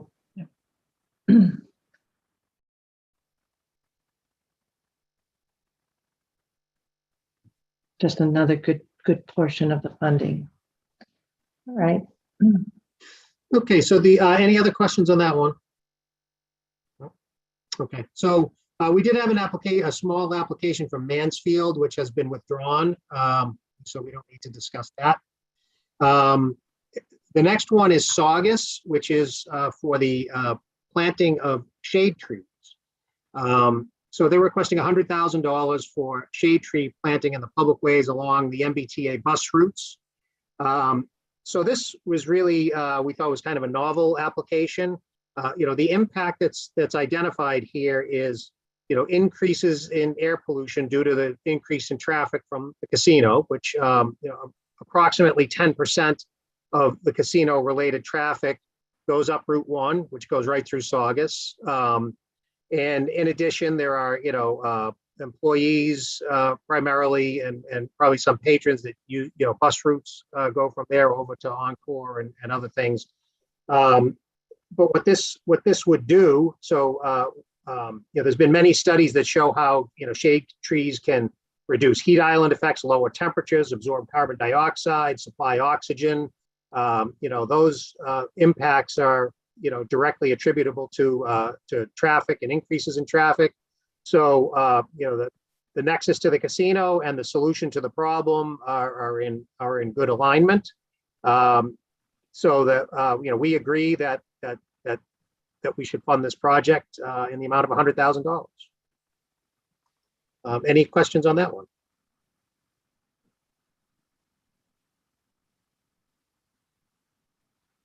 Just a Go statement. ahead, Commissioner Maynard. I think this is an awesome project. And when we were doing our 2x2, I found it very, very interesting and innovative. Oh, and just one thing we did want to say was, we did ask Saugus if they had considered approaching some of their surrounding communities to make this, a more regional type project. But apparently, Revere and Chelsea and others, they as gateway communities, they have another source of funds that they use for street trees, another state program. So they did talk with them, and they did understand they had a different source of funds, but Saugus doesn't have that source of funds available to them. So this is a good way to sort of backfill that. Yeah, I know that this is a different and innovative use. So congratulations to Saugus. I want to just go back to Mansfield. Joe, I want to extend at least my appreciation to them for withdrawing their application. They were able to find others spending. I wanted to make sure that there wasn't any notion that their application had a deficit or anything. They just withdrew because they found the funding in a different way. Yep. So appreciate Exactly. that very much. Exactly. Okay, so now we are on to our new gambling harm reduction category. And just as a little refresher, we had two types of studies that could be done on this. We had the type 1 study was for a project up to $20,000, and the type 2 study was to conduct some really community engaged research of an identified impact for up to $200,000. We only received 2 applications in this category. I guess we were hoping for maybe a little better response, but and both of them were for the type 1 study. But we'll keep pushing this. So the first one is Springfield. They want to look into young adult gambling, and again, this is one of the type 1 projects, which is they're asking for $19,600. And they want to engage Springfield youth ages 18 to 24 in a community advisory board to look at gambling related issues that affect young adults. Again, this is sort of what we look as kind of a screening level study. They haven't identified a particular problem, but they want to look at what are the impacts on advertising and other things, on young adults. So this is exactly the type of thing that we were looking for. And the hope is that this group comes together and does this research. But what might come out of this is a more detailed study to do the community engaged research on a larger level in a future year. The idea was that you do sort of the screening level study the first year, and then you might do a larger study the next year, and then go to implementation in the third year. So we really like this project and are recommending funding for that full amount of $19,600. Any questions on this one? No? Okay, and then the last one, unfortunately, this was submitted, it's called a Safe Coalition.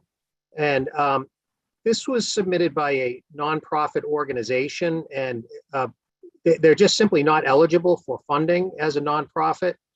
We require that even though money can go to nonprofits, it has to be sponsored through a city or town for that to happen. So essentially, we're not recommending funding just because it's not eligible.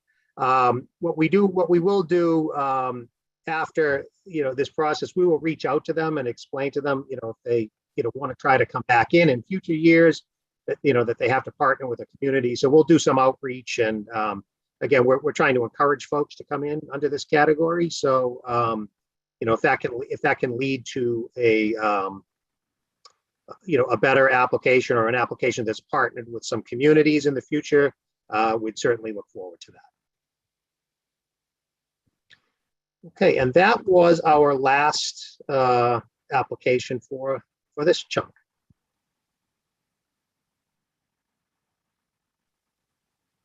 Commissioners, any final questions before we turn to a possible motion?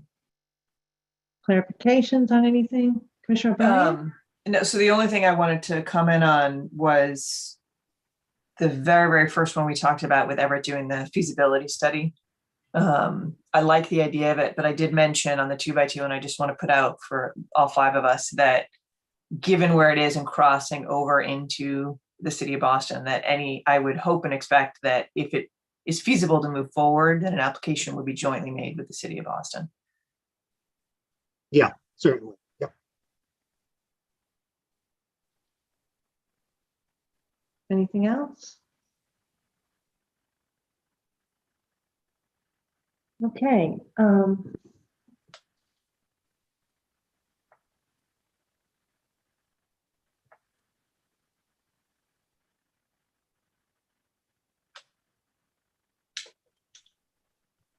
Challenge for me is if we're going forward on dollars, if it comes down to, well, we don't have the dollars because we funded these, so therefore the Springfield is out. But I'm hearing you say, Joe, that you have at least $1 million for balance. Yeah, somewhere in that vicinity. Yeah, I don't know the exact dollar to the penny, but yeah. Okay. So I'm fine with the Probably- sheriff's. probably I'm fine more- with the sheriff's lease, but I think that once the lease is up, we should really rethink about whether or not we continue to fund. That's where I am too. That's where I am too, really. As we hit the 10th year after that, I don't find the nexus is compelling. Right. Our subcommittee has been talking about that. Yeah. So, and again, I'm looking for those little shops and businesses on Main Street. I've got them on my mind. So, thanks. Do I have a motion? So do we have consensus that we are withholding a vote on? Sorry, I gotta find it. That was going to be my question, the Pioneer Valley Planning Commission. Not that one so much as Springfield mixed-use sort parking. of a nod to the restriction that the initial Toronto release is restricted to the 125.6, but it was more the Springfield parking garage that we're just not going to move on that application today. Is that what we landed on as a consensus? Do you mean not turn it down at this point? Correct. Right. Just defer the vote on that one, vote on everything else and defer vote on that one. Is that where we were? Brad, is that what you were I wondering would too? certainly appreciate that, Commissioner O'Brien, and I there's think that no was the reason. consensus. Okay, great, thank you. So I think it's enough when you wanted to do the honors since you put so much work into it. I'll tell you what, I'll do the first one, if that's all right. So, Madam Chair, with that said, I move that the commission approve applications from the following applicants for funding from the Community Mitigation Fund for the purposes described in the submitted applications and materials included in the commissioner's packet, and for the reasons described therein and discussed here today.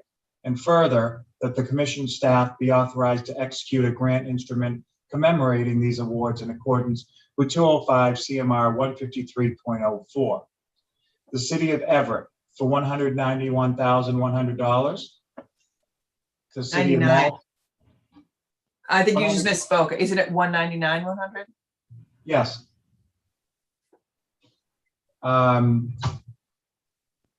Which is a feasibility study to restore the seawall, Charlestown Pumping Station, and the extension of the Mystic River Harbor Walk.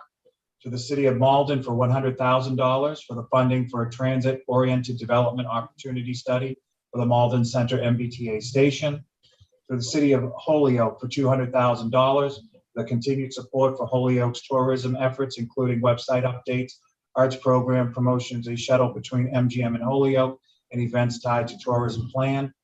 To the Town of Saugus for $100,000 for the funding for native shade tree plantings along bus routes to provide shade and improve air quality for patrons and employees.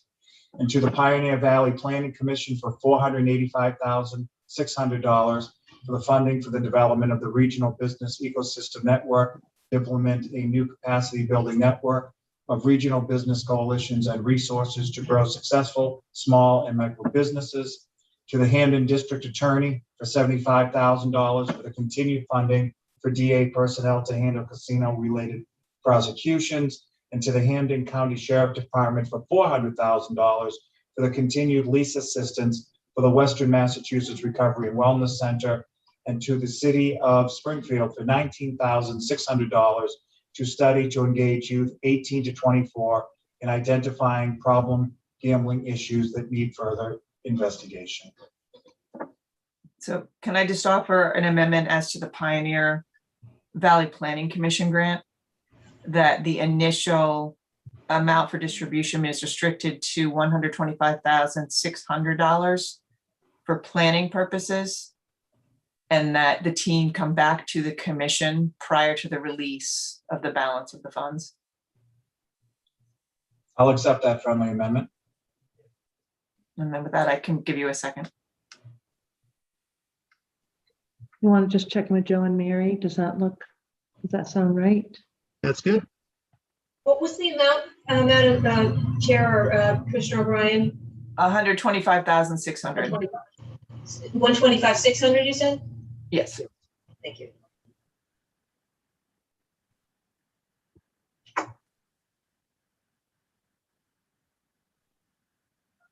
And the second was with the friendly amendment, correct, Commissioner O'Brien? Yes. Thank you. Any further questions or comments? Okay. Commissioner O'Brien. Aye. Commissioner Hill. Aye. Commissioner Skinner. Aye. Commissioner Maynard. Aye. And I vote yes, 5-0. Thank you. Thanks, great work. We love the community mitigation program. All right. So Brad, are you looking for somebody else to do the partials? Oh, sure. Yeah. If we're ready to do that, I'm happy to move. That'd be great. Thank you so much. Foxborough and Boston, yes. Yeah. I move that the commission approve, in part, the City of Foxborough's joint application with the town of Plainville and the town of Rentham for funding from the Community Mitigation Fund for the following amounts and purposes, for the reasons described in the memo in the commissioner's packet and discussed here today. Further, the commission staff be authorized to execute a grant instrument commemorating these awards in accordance with 205 CMR 153.04, namely $105,000 for graphic design, animation, and commercial production, and $167,000 for a media buy, for a total grant award of $272,000. Second. Thank you. Any questions on that one? Commissioner O'Brien. Aye. Commissioner Hill. Aye. Commissioner Skinner. Aye. Commissioner Maynard. Aye. I vote yes, so 5-0. Thank you. And as to the City of Boston, I move that the commission approve in part the City of Boston's application for funding from the Community Mitigation Fund for funding for 1 year of cultural and arts programming through the Powell Art Center in the amount of $283,000 for the reasons described in the memorandum in the commissioner's packet and discussed here today. And further, the commission staff be authorized to execute a grant instrument commemorating these awards in accordance with 205 CMR 153.04. Second. Thank you.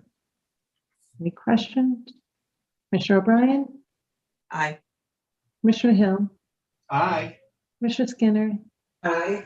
Commissioner Maynard. Aye. I vote yes, 5-0.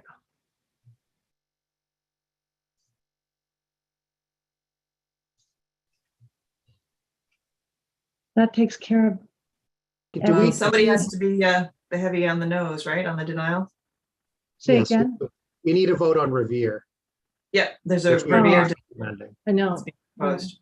I have no problem giving and taking away. So if you would like, I can do. Have at it, Commissioner Hill. I move that the commission deny the application for funding from the Community Mitigation Fund for funding for a master planning process for Squire Road to promote economic development and mobility for residents, small businesses, and workforce development partners submitted by the city of Revere for the reasons described in the memorandum in the commissioner's packet and discussed here today. Second. With the comment, Madam Chair, that this was a good project.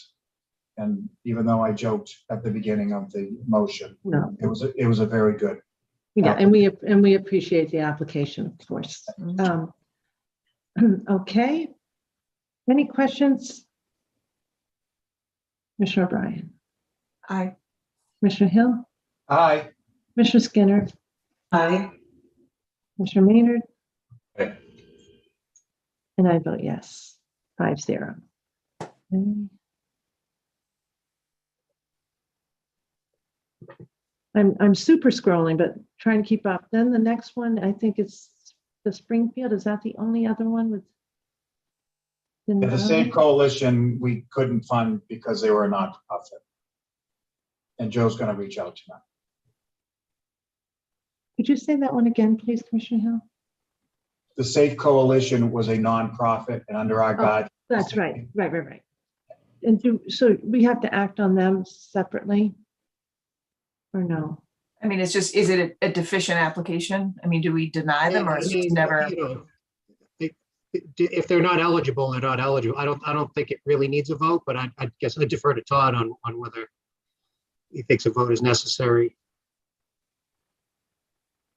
I think it's always helpful to take official action on every application that comes in, and if it's being denied, even for procedural issues, I think that's a good practice. With that said, Madam Chair, I would move that the commission deny the application for funding from the Community Mitigation Fund for Peer Gambling Support Group submitted by the Safe Coalition for the reasons described in the memorandum in the commissioner's packet and discussed here today. Second. Any comments or questions? Other than thank you for getting back to them, Joe, and I hope that they are able to find a eligible player. Okay. Commissioner O'Brien, Aye. Commissioner Hill, Aye. Commissioner Skinner, Aye. Commissioner Maynard. Aye. I vote yes, 5-0.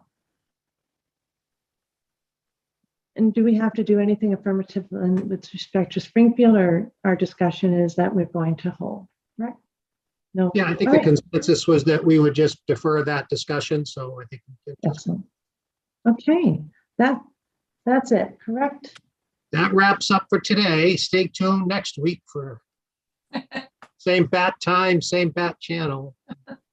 And thank you for the memorandum. Always very, very good. Work can keep up today. Thank you. Thanks. All right. Okay, commissioners, it's 5:21. I think I'd like to recommend that we go on to. So I actually need a break, Madam Chair. I'm sorry. Okay. So I was going to just see if we get the finance in, but that's all right. You can start. There's no vote, No, but I do need to. I'm not going to start without you. I wanted you to know I was thinking. Yep. All right. So do we want to take our lunch break now, or just a short break? Lunch break. Commissioner Skinner's nodding her head.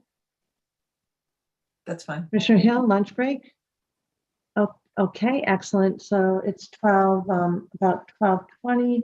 Why don't we we'll come back right just before 1, please. Okay, see if we can move things along. Thank you for a really productive morning. Thank you. We'll reconvene at just before 1.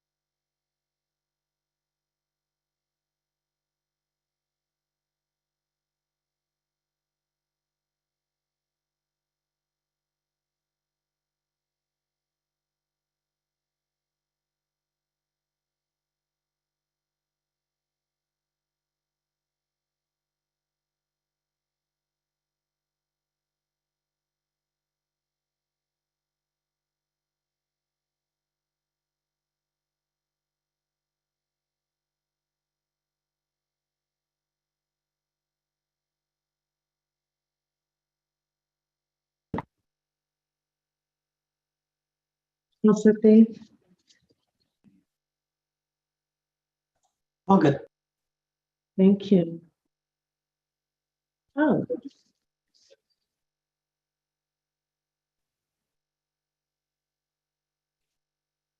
One minute, everyone. I'm just realizing, says my battery's running low, so I've got to.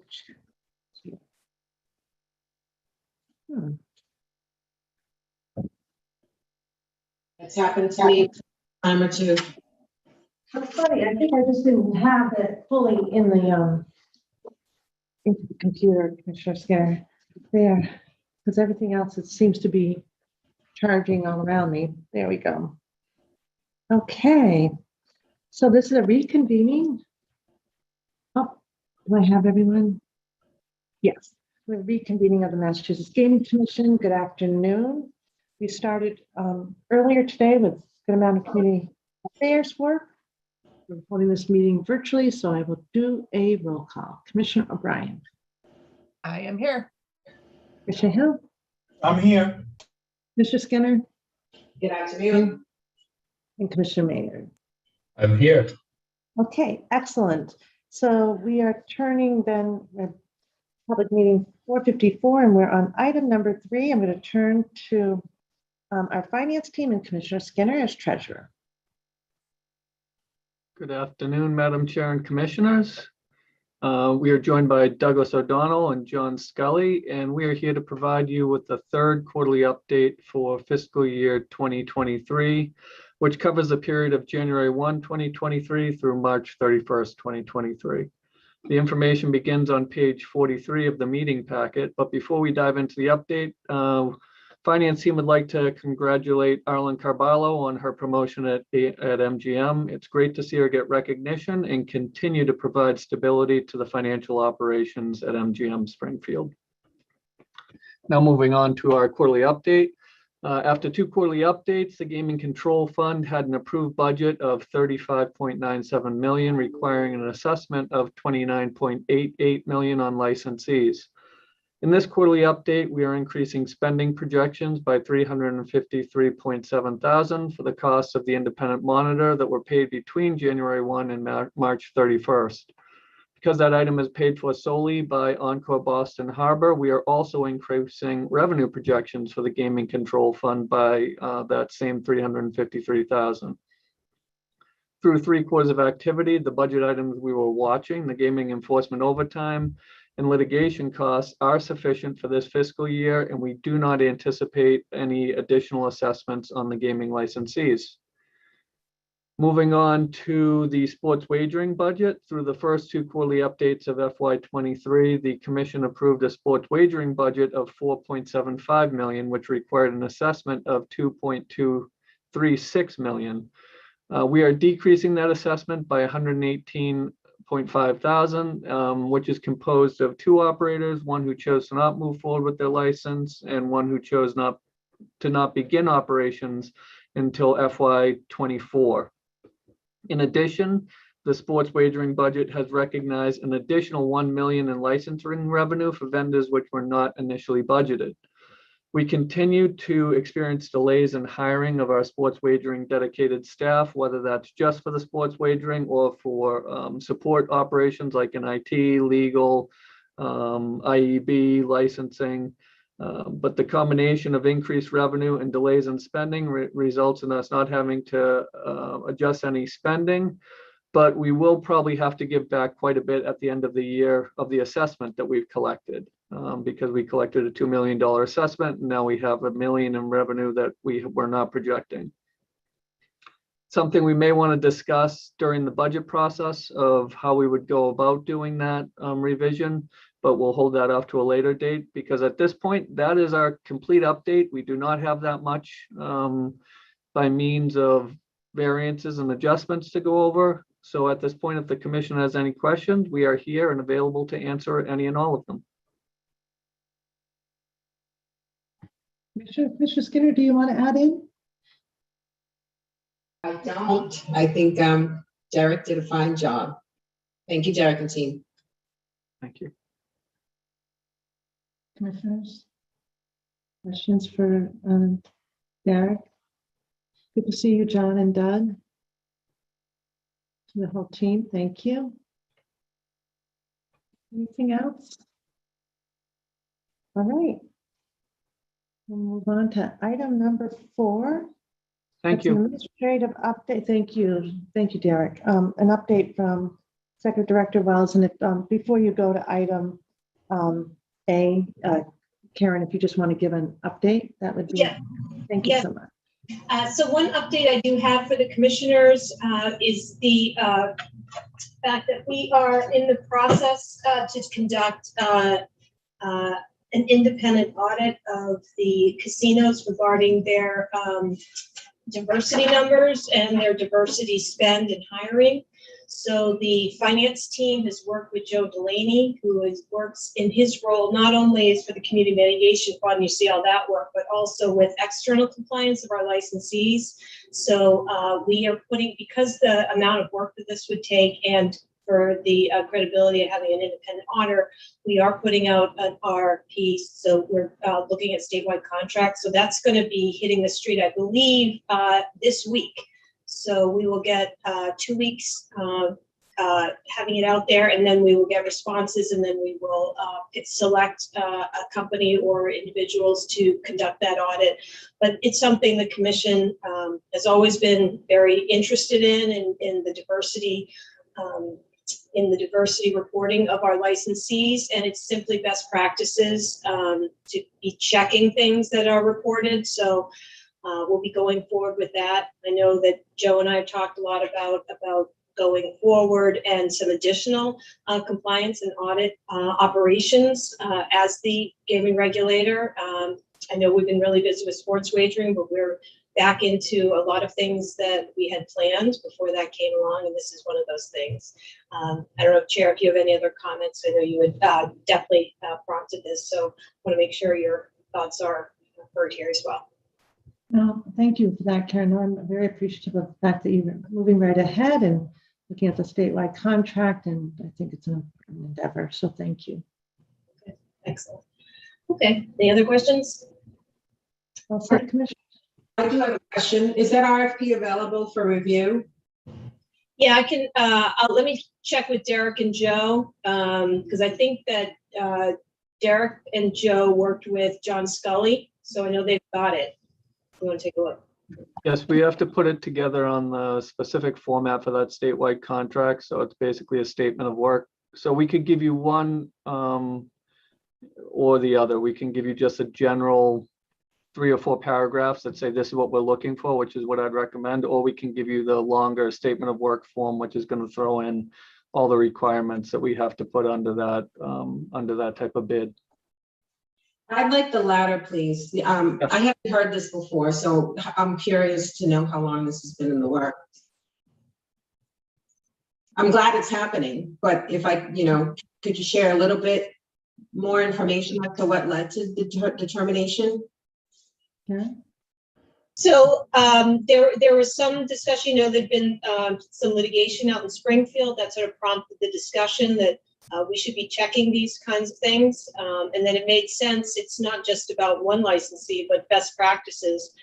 We should be checking all our licensees for different aspects of their regulatory compliance, whether it's diversity or other things. But this seemed like a good thing to start, because that has been a priority of the commission from day one, and this commission is very interested in that. So that was the impetus for going forward.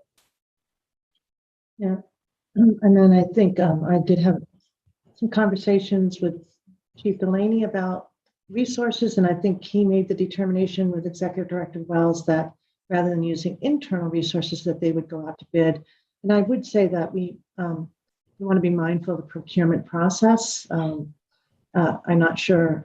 I know that John is our specialist, but I'm trusting that the bid process is underway. And thank you for taking care of it. Just in the future, I'm speaking for myself as one commissioner, where we have projects of this nature that are underway.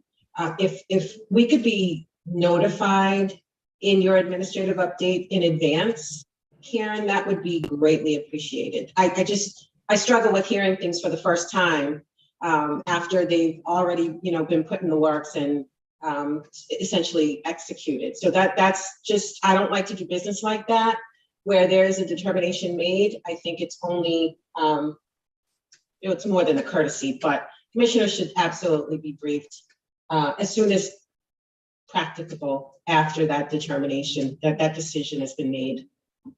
So, and maybe this was in a private conversation that I had. I don't think so, though. I thought this came up in public commission conversation earlier. Not the fact that because of resources, we were going to have to proceed by RFP and an external audit, although I had my suspicions early on we were going to have to do that. But there were definitely conversations about the fact that we wanted to go back and check numbers because I believe the chair asked what the process had been early on, and there basically had been sort of self-reporting and reliance. So I think this might be the first opportunity Karen's had to come to us to say so. So it's, I guess, I see your point about they're already going down that road as opposed to saying to us, geez, we can't do it internally. But I think this is pretty close in time to when the decision was made and when Karen's telling us. Okay, I do remember, without a doubt, we had the discussion as to our desire to see some reporting, some kind of review of check and review on the numbers. Right, yeah. Review process. And so I just, quite frankly, hadn't realized that there was a determination made as to how we were going to do that. So, this isn't, necessarily directed at you, Karen. It's just, I think all commissioners should be receiving the same information at the same time, and that might be the case here. I just, would hope that if there's already, you've already gone down a path, such that you're reporting that the RFP is underway, then I would like to know about it as sooner rather than later. Essentially before it's underway, if that's as soon thereafter as possible, or even if that's the direction you're headed in, if that's what you're proposing, it would be good to know that. Sure. And I can do a better job of updating you as well, being the treasurer. I should have done this at our weekly update, so I can do a better job of that as well. No one's to blame. I'm just expressing my preference for communication. Mr. Skinner, my reason why we put it on today was because I did learn that the status of the that they had decided to go with this way to get the work done, and I brought it to the commissioner's attention today. So it wasn't me learning earlier or anything like that. It was just to bring everybody up to date. So thank you. And I do think one of the things is that we probably we don't always know in advance about the work that the commission is doing, and under the leadership of Executive Director Wells, there are other procurements that are probably going on right now as we speak that we may not know exactly of. So if we are expecting that, then to advance notice of every activity like that, that would be a change. And I suppose, Karen, maybe that's an update that you do. These are the procurements that are underway, but I might caution that we want to be careful not to interfere with the procurements. And Karen, I know you have been working with Derek and team to continue to standardize the procurement process, making sure, I know Commissioner Skinner, we just have our working group to make sure on our procurements that we are very intentional around our goals under our equity and inclusion working group.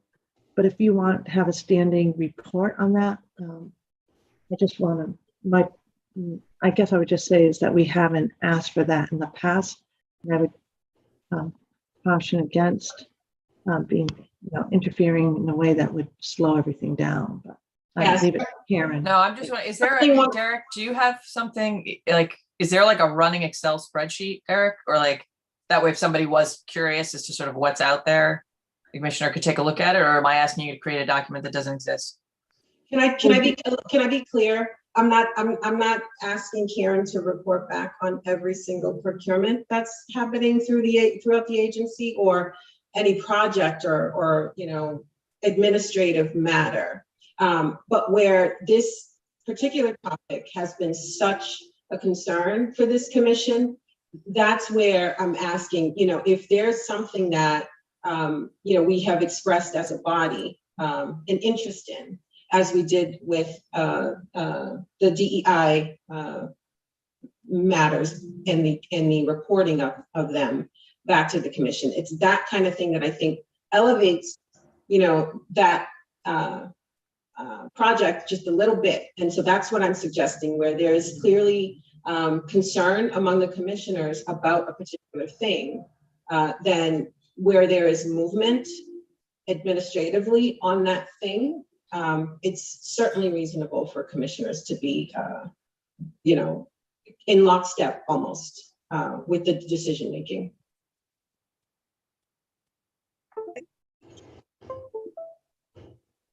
Any other questions?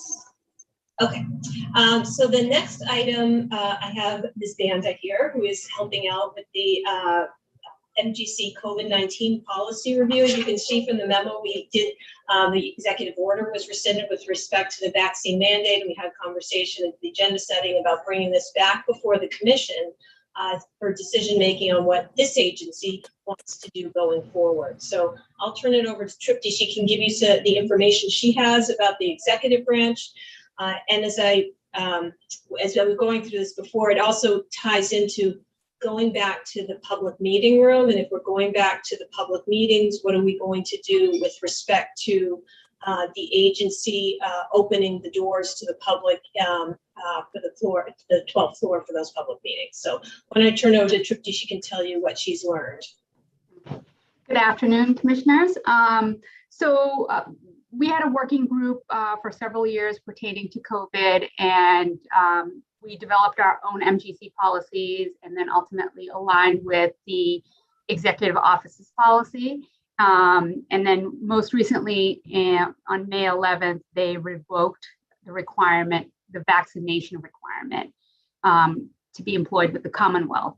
And we also made that a mandate, and we also made a mandate for anyone coming into our offices to be vaccinated as well, as part of the decision from the working group and something that we brought to the commission, which we are following.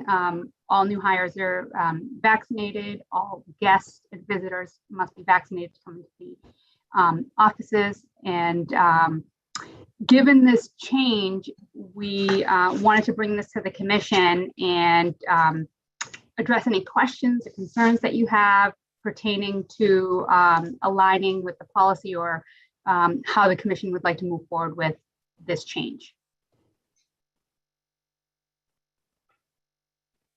Can I provide you any other information? Commissioners?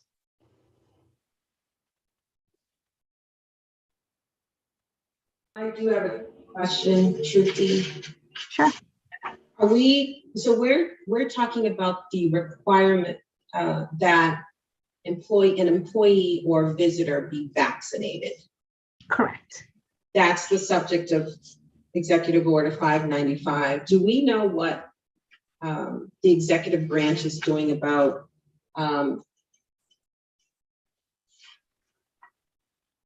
the actual visitors policy?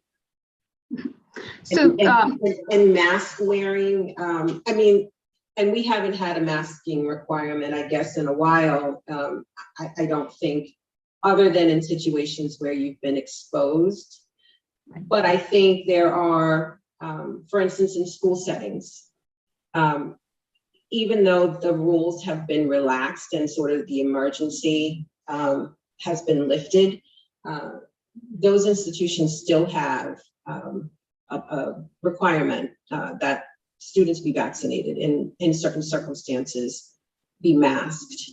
The hospital that my children go to, they don't require that you be vaccinated. They don't require that you wear a mask. It's optional, except where you've been exposed to COVID. So do we have any guidance from the executive branch that speaks to any of those circumstances?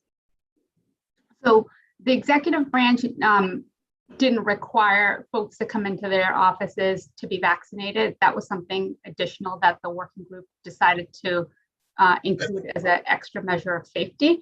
So that's the big distinction from the MGC versus and then requiring any vendors or anyone coming into our offices to be vaccinated. That was the big piece. We have this particular one, this order speaks to condition of employment.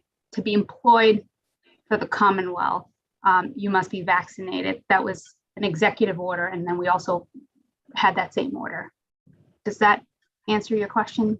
Well, let me try to ask it differently. So are we only in the commission's policy? Are we only dealing with the vaccination requirement and we're leaving all of the other precautions in place?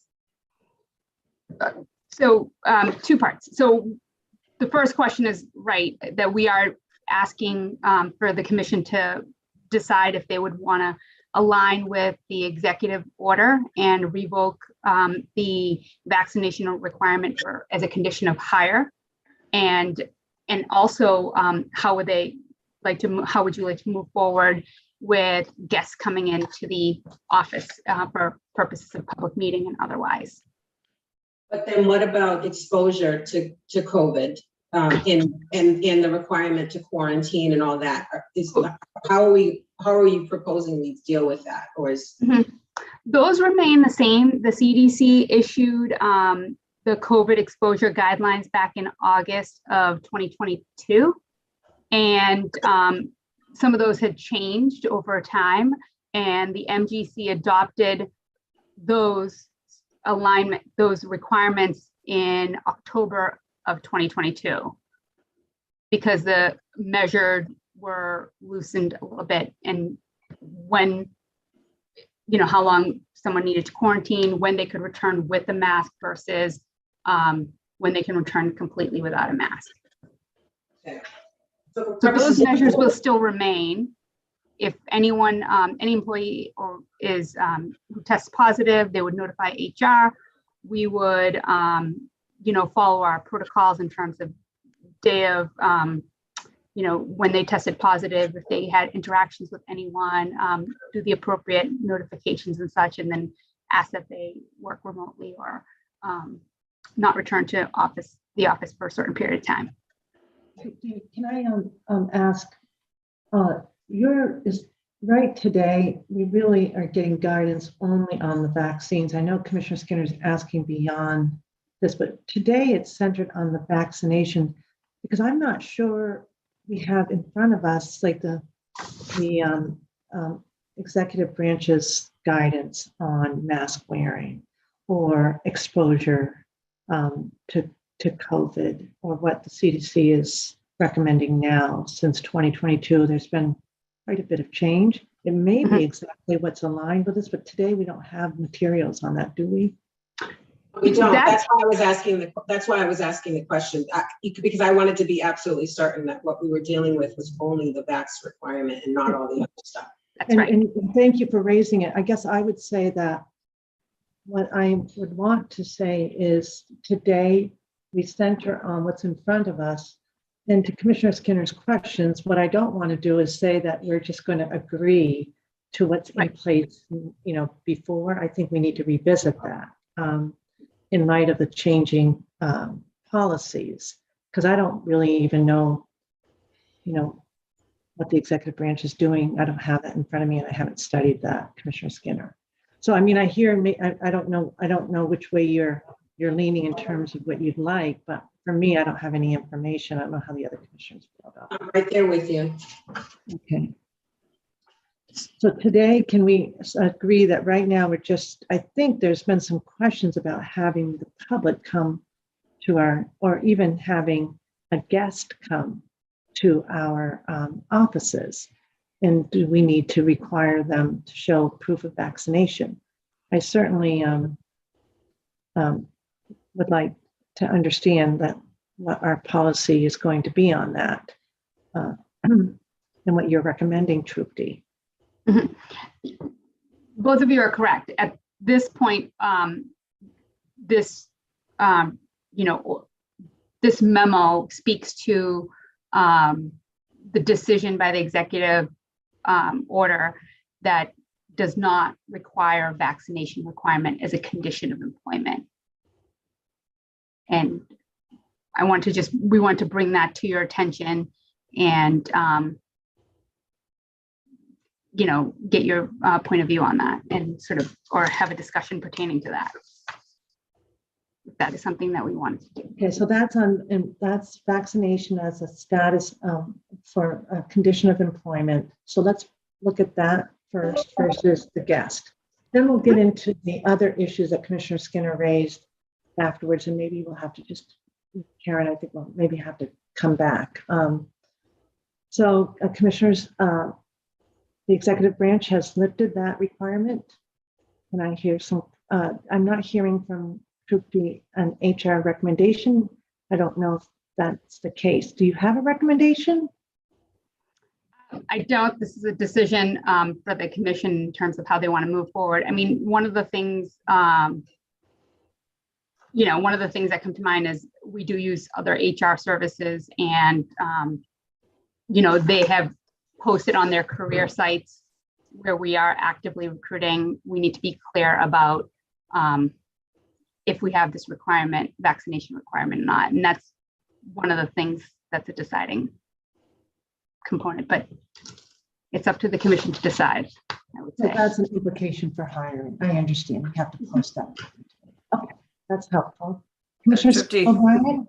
Can I ask, do you know whether any agencies or other independent agencies are retaining the vaccination requirement as a condition of hire, notwithstanding the executive branch dropping the mandate in that executive order?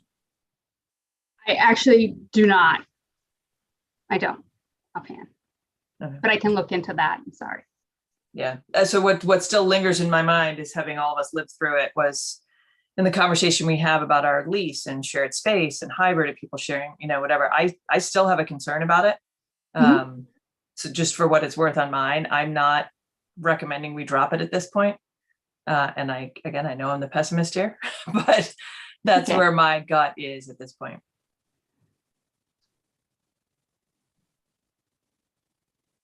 Commissioner Maynard? I, Skinner, maybe you went first. I'm sorry. Right. go ahead, Commissioner. I was going to add, I don't think that I'm ready to decide today. I wonder if the governor's rescission of the order is tied to something other than some data, perhaps, other than the lifting of the emergency by the US government. So, if there's any data that, suggests and supports the lifting of that, it would be great to know so that we can consider that when we're making the determination. Okay. Commissioner Maynard? So actually, Commissioner Skinner's comment fits hand in hand with what I was going to say, which is the governor's office has unlimited amount of resources to tap when it comes to the White House, the CDC, Health and Human Services, both federal version and state version, other public health officials. I can speak with firsthand knowledge that putting the executive order into effect was a tough decision, and it was well thought. And I have no doubt that this administration has put a lot of thought into what they've done and this new executive order. It's a little bit emotional thinking about it, actually, about the amount of work that goes into doing these and making these decisions. For those reasons, I'm going to assume the administration has turned over every rock and looked in every crevice, and I would support going in line with them. I will say this, Commissioner O'Brien, Commissioner Skinner, personally, I recommend everyone to get the vaccine. I am a huge proponent of it. I think it's a miracle, but I would fall in line with with the administration on this.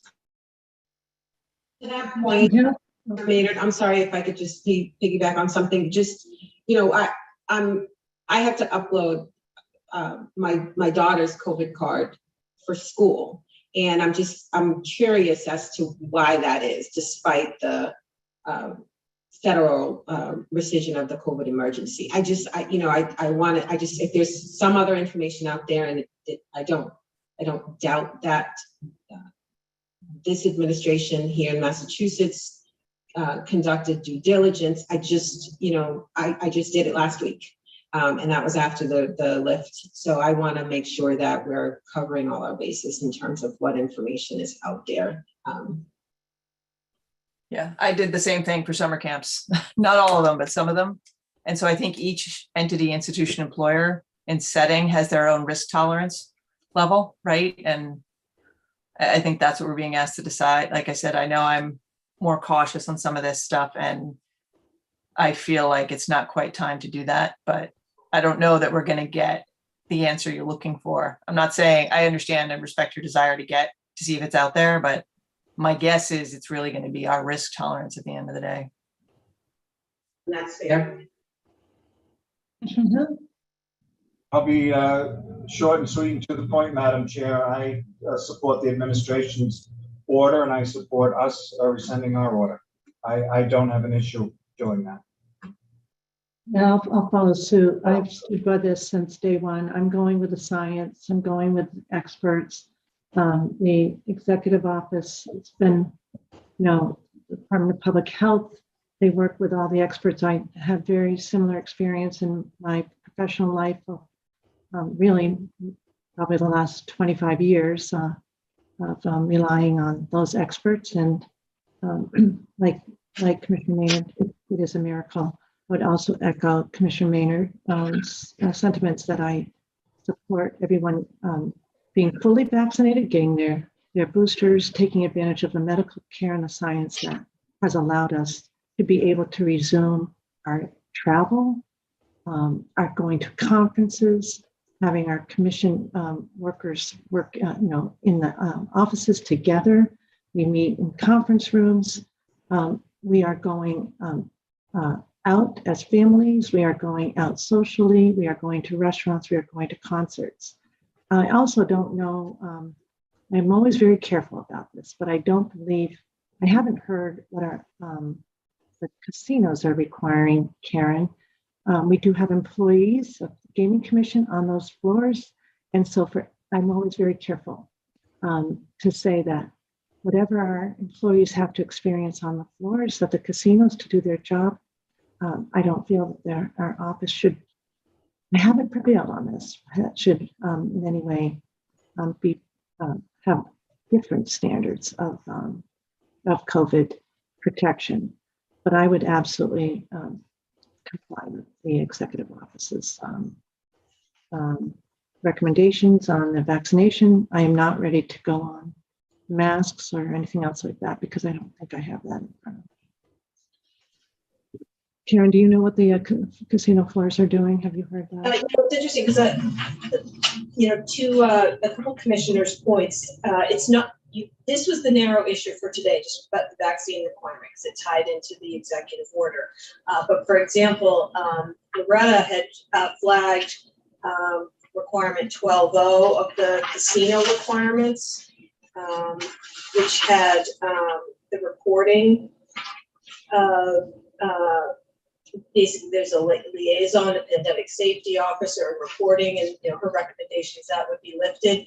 I said to her that would be something for another meeting. So there are a lot of other things, including the requirements of the casinos, that my expectation was we would decide on another day. I'm not sure as we sit here today what the casino requirements. They did have the vaccine requirements.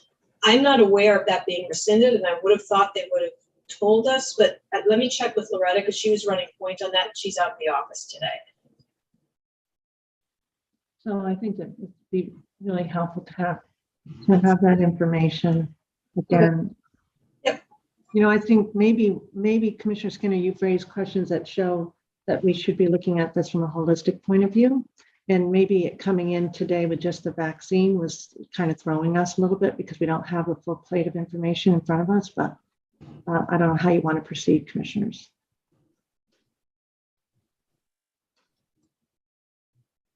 Yeah, I think the point you raised about what the casinos are doing, given that we have staff based out of the properties, I think it would be prudent to understand what their protocols are, how they've chosen to revise their policies, if at all, in light of the emergency being rescinded.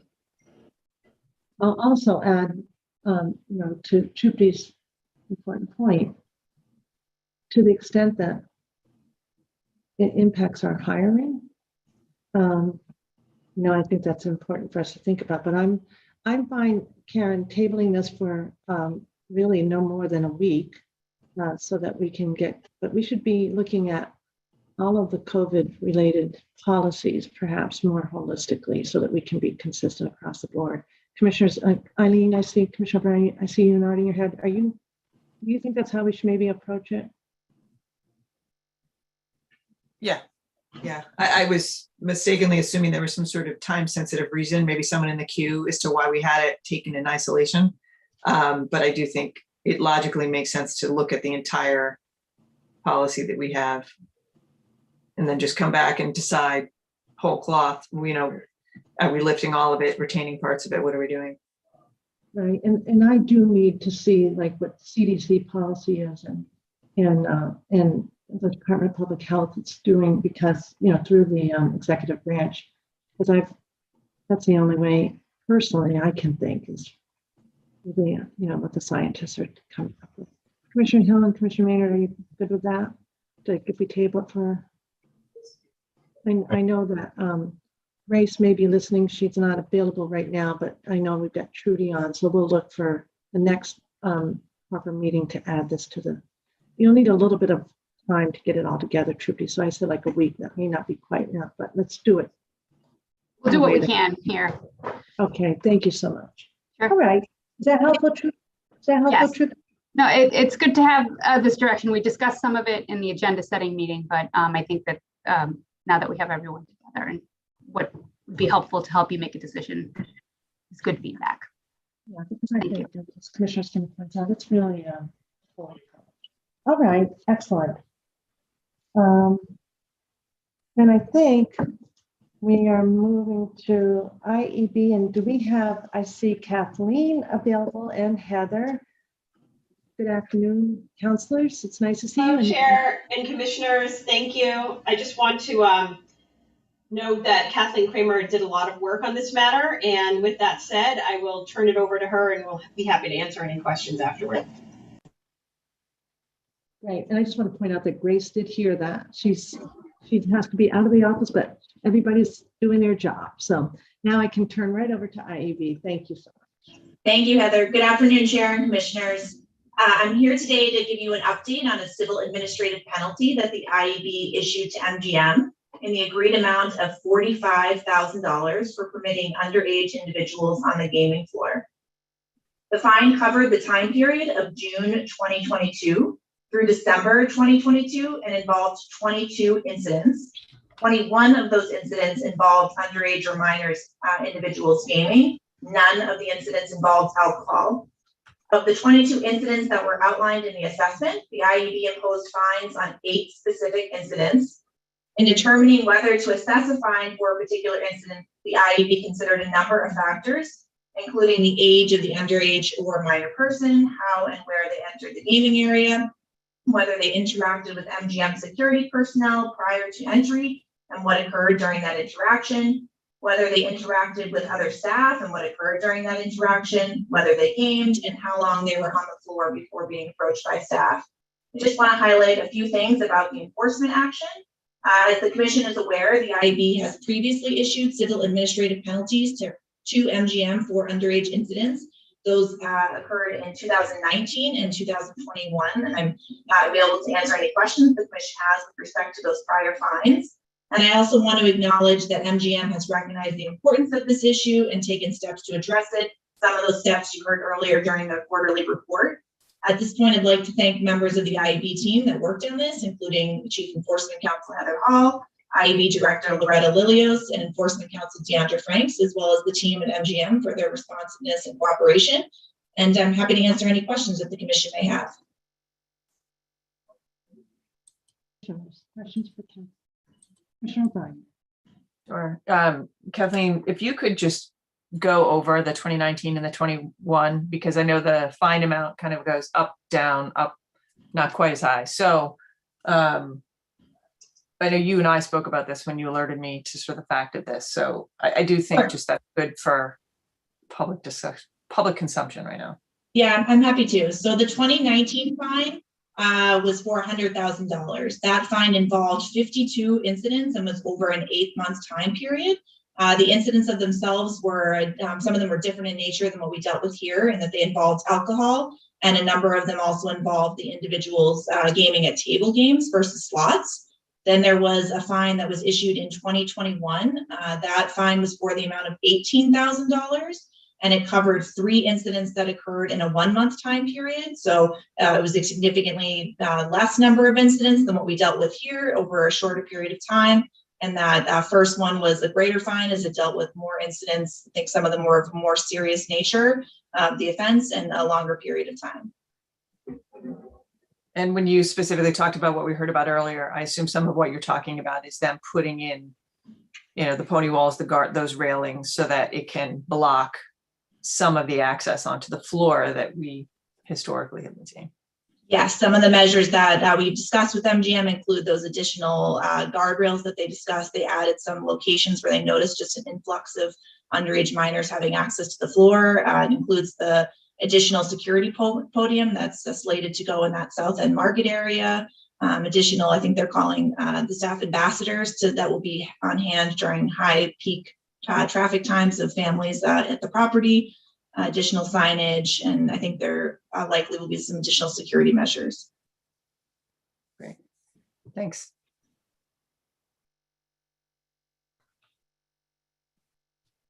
Other questions? Okay, Kathleen, thank you very much. Thank you. You have another report for us, Heather, today? We do, Chair, thank you. We have Enforcement Counsel Zach Mercer, who is here to brief the commission on a non-compliance matter with respect to DraftKings. So with that, I will turn it over to Zach. Thank you, Heather. Good afternoon, Chair and Commissioners. On March 23rd, 2023, Joseph McCann, DraftKings. We're getting some feedback. Zach, you have an echo. Sorry. So I'm not sure where you're sitting, but we are. Do you have a phone going as well? I don't have a phone going, no. Hear me now? The echo's still there. See if, let's try again. We have Maybe it. turn my volume down a bit. Interesting. It sort of sounds heavenly though, you know? You sound like you're calling a baseball game. Yeah. Yeah, a little, so it's not bad. It's just a little hard to understand. Zach, if you need to come in here, you can certainly, if it doesn't resolve, you can always come in here. And I want to make sure we can hear, understand every word. Yeah, can you hear me now, or is it still doing the same thing? Okay. Maybe I'll go to Heather's office 1 second. Thank you.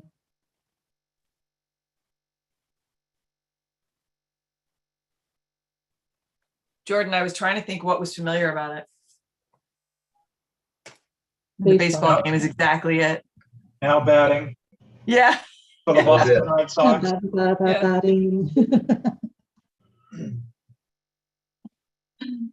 I can't remember the announcer's name, but he was awesome.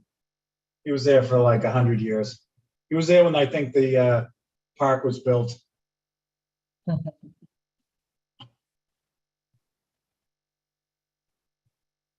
Well, it's an important report, so we want to make sure we're hearing. And Bruce, we can see you now, but you're silhouetted. I think I'm in witness protection right now.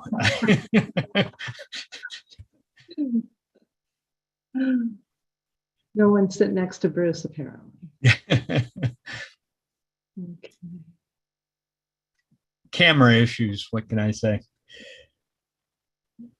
Well, we've had Todd came in with that devilish voice one day for a couple of times. We haven't had too many audio issues. I don't know. Maybe our folks in the IT team can help Zach down the road. There you are. I'm back. Hopefully that's been remedied now. Yeah, and Heather, we know you're there, so. Yes, I'm here. Thank you so much. Okay. Okay, so on March 23rd, 2023, Joseph McCann, DraftKings Regulatory Incident Senior Manager, notified the Commission Sports Wagering Director Bruce Ban by email that DraftKings had made the UTR Pro Series, an unapproved tennis league, available for wagering in Massachusetts earlier that month. The UTR Pro Series is a series of tennis tournaments with cash prizes. These tournaments are open to tennis players above a certain universal tennis rating, which is a rating system that algorithmically generates a numerical assessment of players based upon their last 30 eligible matches over the preceding 12 months. In addition to this rating, players must meet certain ranking requirements and be 14 years of age or older. The IEB learned the following key facts during its review. The time frame that the wagering was allowed was from March 10th, 2023 to March 22nd, 2023.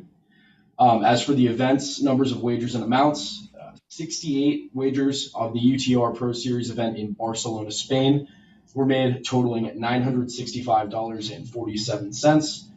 22 wagers on the UTR Pro Series event in Newport Beach, California, totaling $589.41.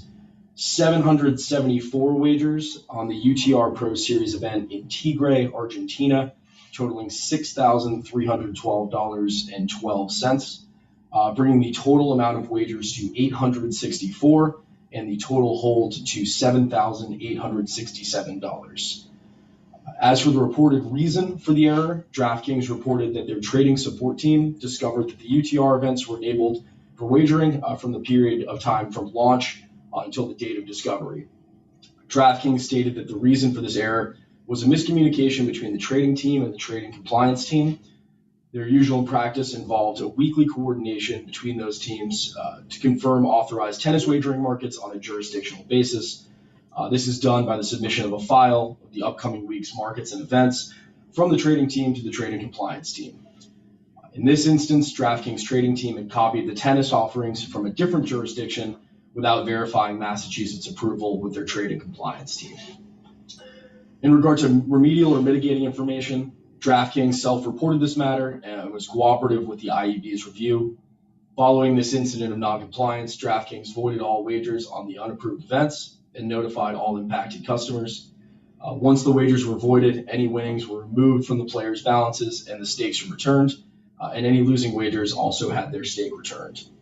Additionally, DraftKings removed the UTR markets upon their discovery, performed a review of all tennis markets to confirm compliance, and relayed to their trading team that all new market requests must be submitted to their trading compliance team prior to being made available. Questions for Zach?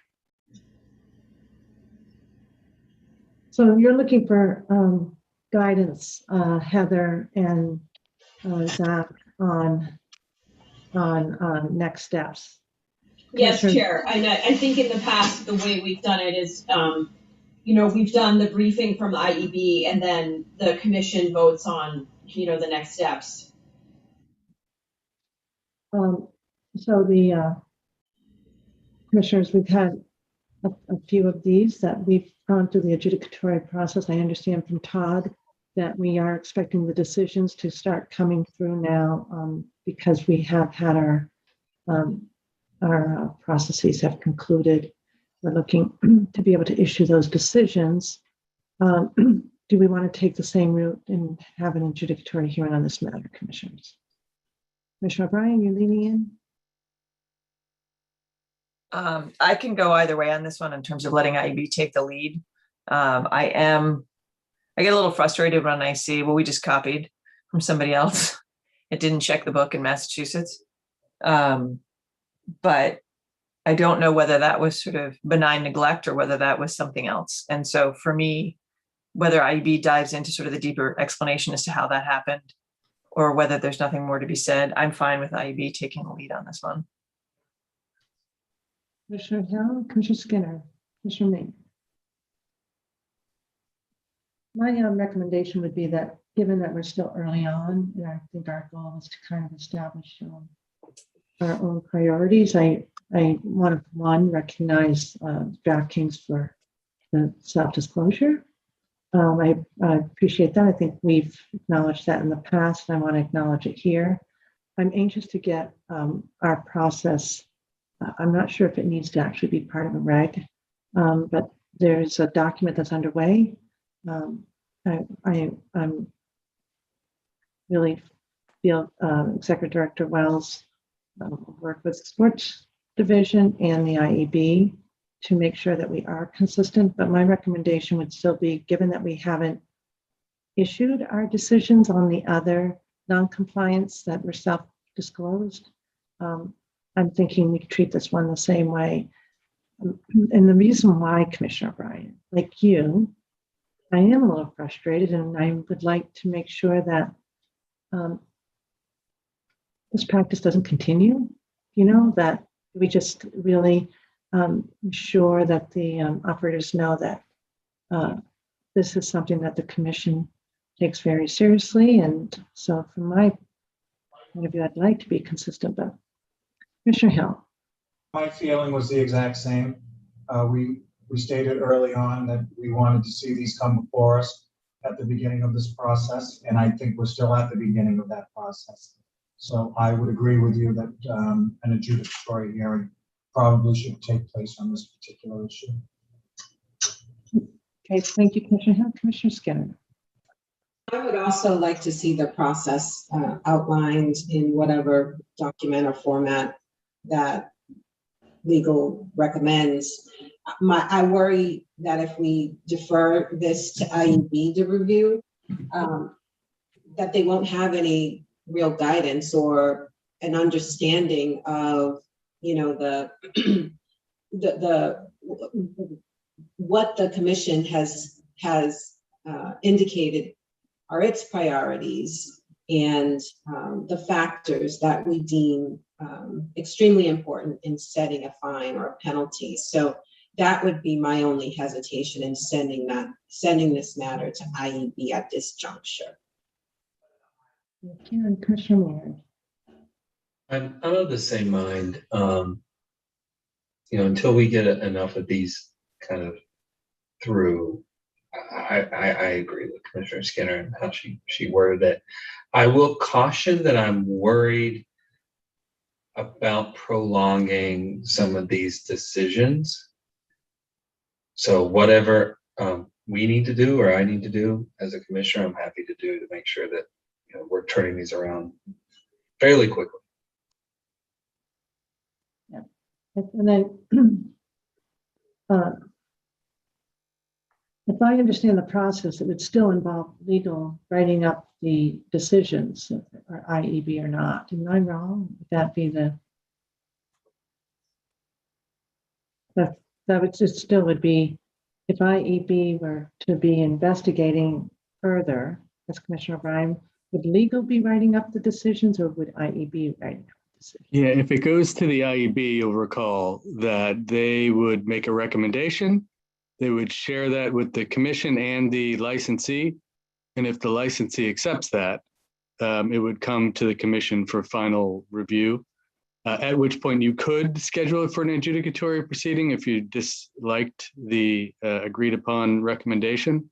But if you were okay with it, that would end the case and there would be no final decision after that. Not real decision. I like how Commissioner Skinner framed it. I'm looking for a little bit of a body of work here that we can use to give guidance as this commission, as we stood up sports wagering. So do we have enough of a consensus, Commissioner O'Brien? So I'm in the same spot. I have a concern, as Commissioner Maynard said, about the pace. And I feel the lack of bringing these in for a landing also sends its own message. And so this one to me felt discreet enough that we might consider sending it to IB, but I have no problem taking it on ourselves.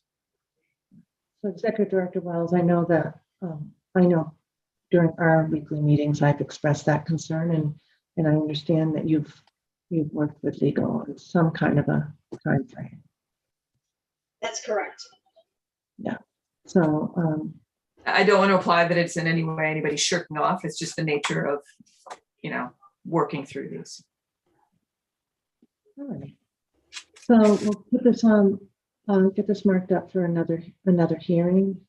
And again, commissioners, I think you probably all join me in thanking DraftKings for its self-disclosure. And then we'll move on as to our assessment. Anything else, commissioners? Commissioner Skinner, you all set? Commissioner Hill? Hey, Commissioner Maynard? Commissioner O'Brien, I think I saw you nodding your head. All right. All right, thank you, Zach. Nicely done.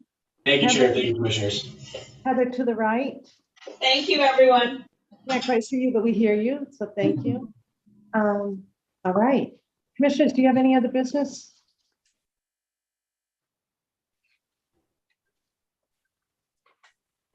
Executive Director Wells, do you have any other business? I do not. You do not. So with that, I think hearing. Move to adjourn. We can move to adjourn. Thank you. Second. Thanks. Everyone all set? Commissioner O'Brien. Aye. Commissioner Hill. Aye. Commissioner Skinner. Aye. Commissioner Maynard. Aye. And I vote yes. Thank you, everyone. Great work. 5-0. Have a great day. Thank you.